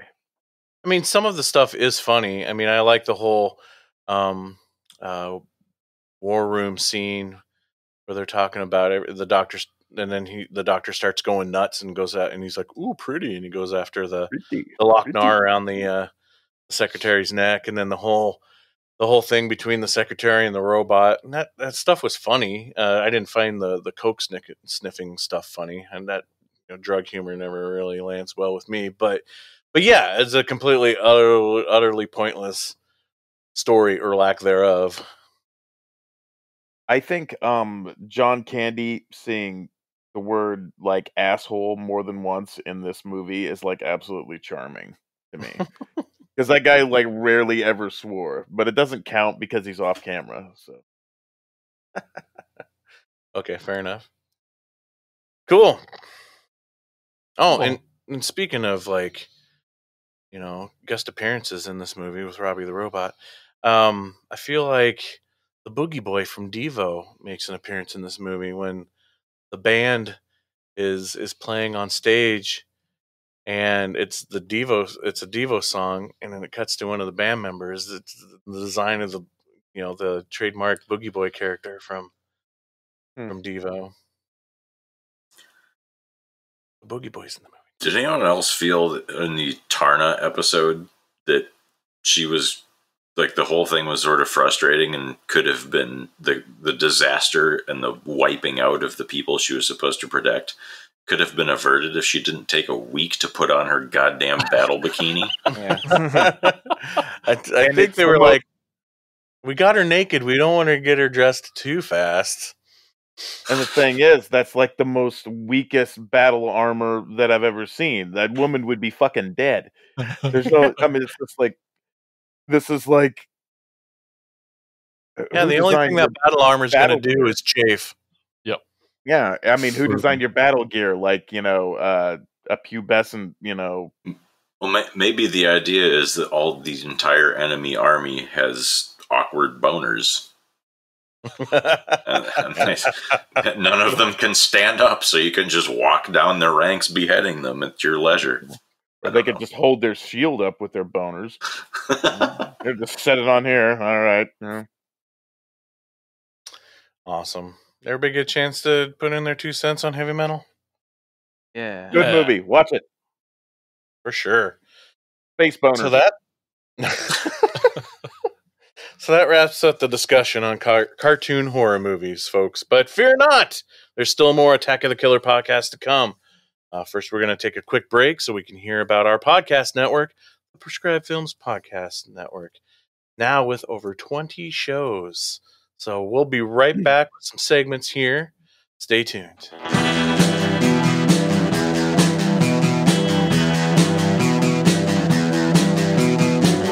You're listening to the Prescribed Films Podcast Network, home to hundreds of hours of free podcast entertainment.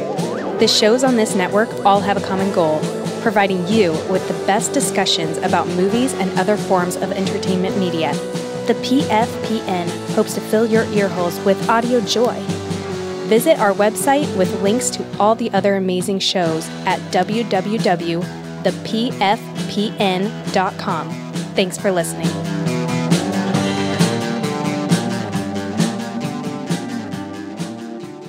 And we are back, and it's time for shout-outs! It's time for shout-outs! Shout-outs! Shout-outs! Shout-outs! Shout-outs! All right, we just asked what your favorite cartoon horror movies were, and we got a bunch of responses over on our Facebook page. We got Casey Kelderman says Monster House and Disney's The Adventures of Ichabod. We love the Ichabod stories.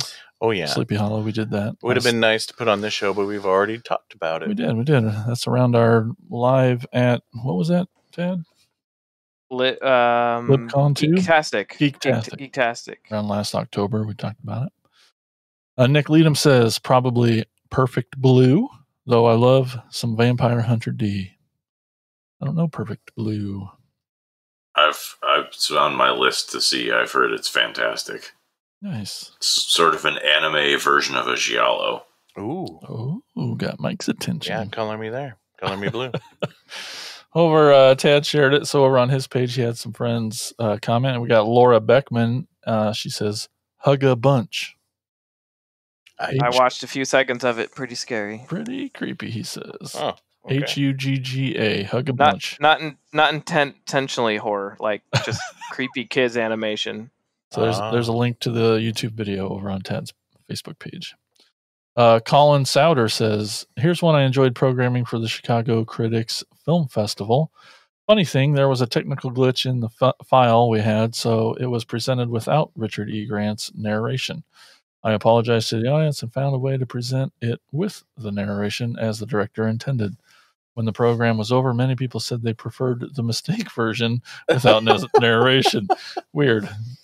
Maybe there was a little hipsterism going on there. He did say it was in Chicago, so that's possible. I love Grant's delivery. The film's called Teeth. And again, Colin put a link to that video on Tad's Facebook page.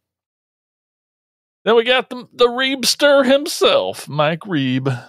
He says, Walt Disney's Snow White and the Seven Dwarfs. Seriously, when you take out the songs and cuteness, it's a friggin' horror movie and genuinely scary at times. Cool. You'd know. Okay. Yeah. We're going to have words with Mike when we see him next. So it scared him. All right. He also says Coraline was awesomely scary. Monster House is great. And my all-time favorite horror short is Walt Disney's The Skeleton Dance. Oh, yeah. Nice. That's great Halloween party background. Yeah, that's for sure. Stuff there. And then our pal Wayne White, he says he rewatched Disney's animated Snow White the other night, and he has a weird theory. The prince is actually Death. This is really long. I don't know if you want me to read it all or not.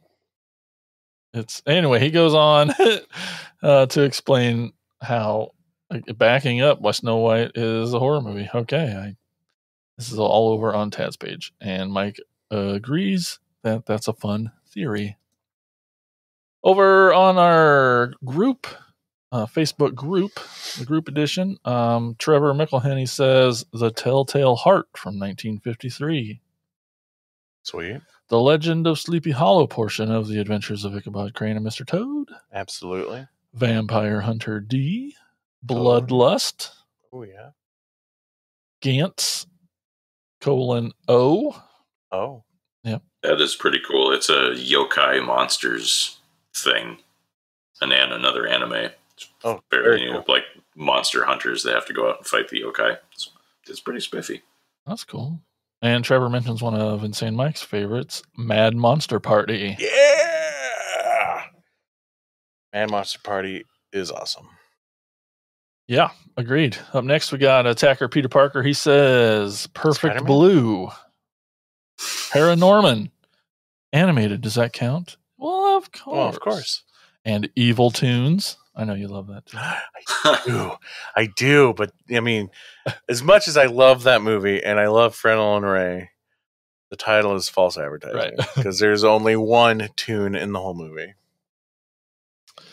And then Peter says, honorable mention, Evil Dead 2, not drawn, animated, but you can't get much more cartoonish than that. So true, so true. And up next, we got My Bleeding Ears. That's one of them awesome podcasts on the pfpn.com. I assume it's Larry. He says, Wicked City. Oh, good choice, Larry. Great minds. Perfect Blue. Vampire Hunter D. Bloodlust. And he says, favorite alien ripoff, Lily Cat. C-A-T. That's on my list for honorable mentions, too. Yeah. I haven't seen it. It's a total alien ripoff. Yeah, it's directed by Hisayuki Toriumi, who is most famous for doing the Gatchaman anime series. Very cool. Larry loves his alien stuff. Next, we got Attacker Andrew Moeller. He says the Resident Evil animated films. I haven't seen any of those. Yeah, me neither. Frank and Weenie. Woo! Soul Station. That's really good. Yeah. Sequel. That's the prequel to Train to Busan. Right. Monster House, good one. Dead Space. I've seen it around. I haven't watched it. And Scooby-Doo Zombie Island. I have seen that. And lastly, on our Facebook group, we got Attacker Tim Lederer from the Fiasco Brothers Watch a Movie, also an awesome podcast on the pfbn.com. He says, Paranorman. It's a stop motion Evil Dead 2, for kids. We didn't have anything on Instagram, but we got over on our Twitter. We got our attacker Stefan S at Olympios. He says, "Oh my God, where to start? There are so many things that creeped me out when I was a child by watching cartoons in general. If you pick any of the older black and white cartoons, or even some scenes from older Disney movies, as well as Looney Tunes, got some scares for a child." And he goes on, not only movies, but there are some creepy, disturbing moments. Melting scene in 81's Heavy Metal. Coraline, in general, scared my youngest. And the witch in Paranorman scared my oldest. The boogeyman from The Real Ghostbusters. The sounds in Tom and Jerry's Switchin' Kitten. And then a last tweet, he says, "Oh, and don't forget to mention Cartoon All-Stars to the Rescue. From the 1990, worked on me. I learned that drugs are the devil." Right? Yeah, Totally. So that's all we have for shout outs. Remember, you can also give us a call and leave us a voicemail at 415-952-6857 or 415-95-AOTKP, and that's shout outs. Mike, what's so cool is that we've been having celebrity guests come by. That's right, we have. Oh man, and we've had some great ones lined up. I wonder if anyone's stopping by this episode. Hey, how you doing? This is Danny Trejo for Attack of the Killer podcast. You may remember me from some of Rob Zombie's movies. The Devil's Rejects. Halloween. I did a few Cannon films. I think Charles Bronson might have killed me a couple of times. But I gotta tell all the attackers out there to keep listening to the show. I am the nicest fella you're ever gonna meet, but if you don't keep listening, you know what's gonna happen. I would text you, but hey, Machete don't text. Here's Insane Mike's picks. Listen.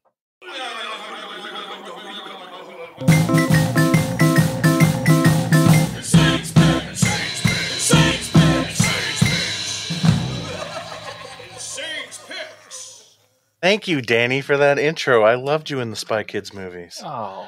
All right, so the Insane's pick for this episode is from 1978. It's called Alien Zone, or also known as House of the Dead. Not that one. This is directed by Sharon Miller. It's a rather bland, I guess maybe would be a good word, anthology film with 4 stories and a wraparound.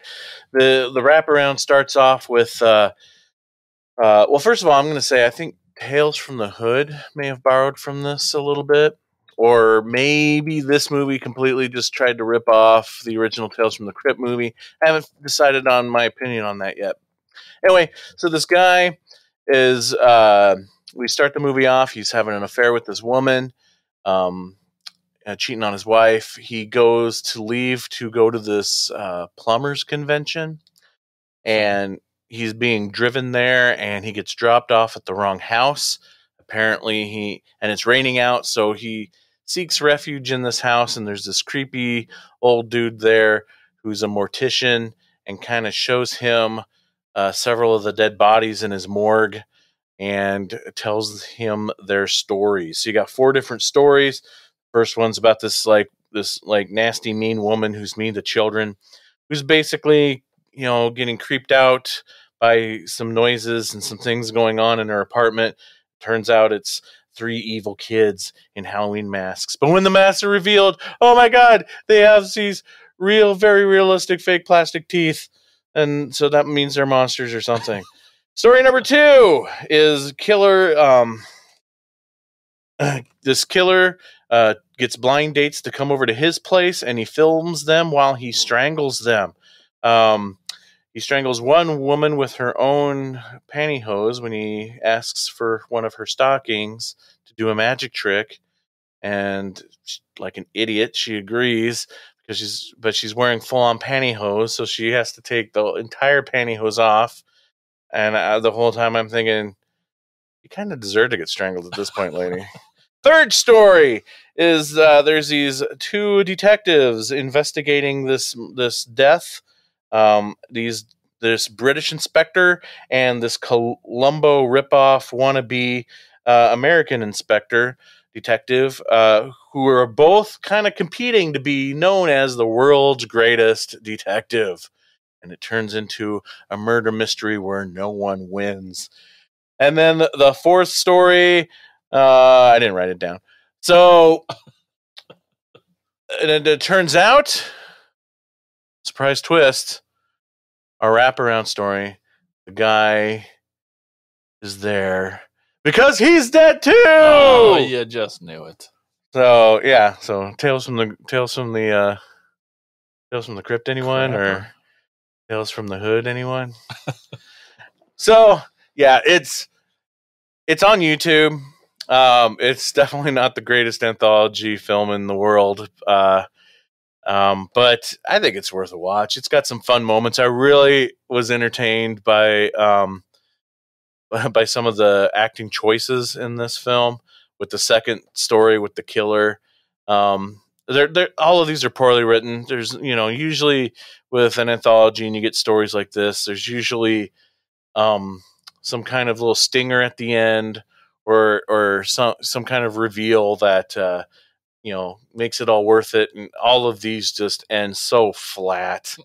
But probably the best one as far as the ending goes would be the one with the two detectives kind of mentally battling each other.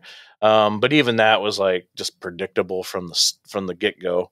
But again, there's some silly things that go on it that I think makes it worth at least one watch. So it's there in full on YouTube. Check it out. Alien Zone, aka House of the Dead. Awesome. And speaking of awesome, Attack of the Killer podcast is awesome. But unfortunately, that is all we have for you this episode. The hell you want from me? I'll tell you something else awesome. What? Brian was here. Yes, let's hear it for Brian, everybody. Hey, what's so going great on? to have you back, bud. Yeah, glad to be back. It's always a pleasure. Right before we started, I ordered issue 60. So I got that coming. They still had one. Had to get it. Thank you so much. Pimp it out. Pimp it out. Yeah, my first article, I know the last couple of times I've been on, I keep talking about this, and then it didn't happen. Finally, my first article in Scream Magazine landed, issue 60, and then the fucking pandemic happened, and Barnes & Nobles are closed across the country, and it's only available online at screamhorrormag.com. But just today, they put out a post saying that this issue did record sales despite the lack of physical availability. Wow.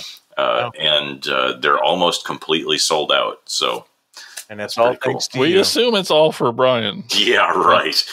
I'm sure. What was your article about?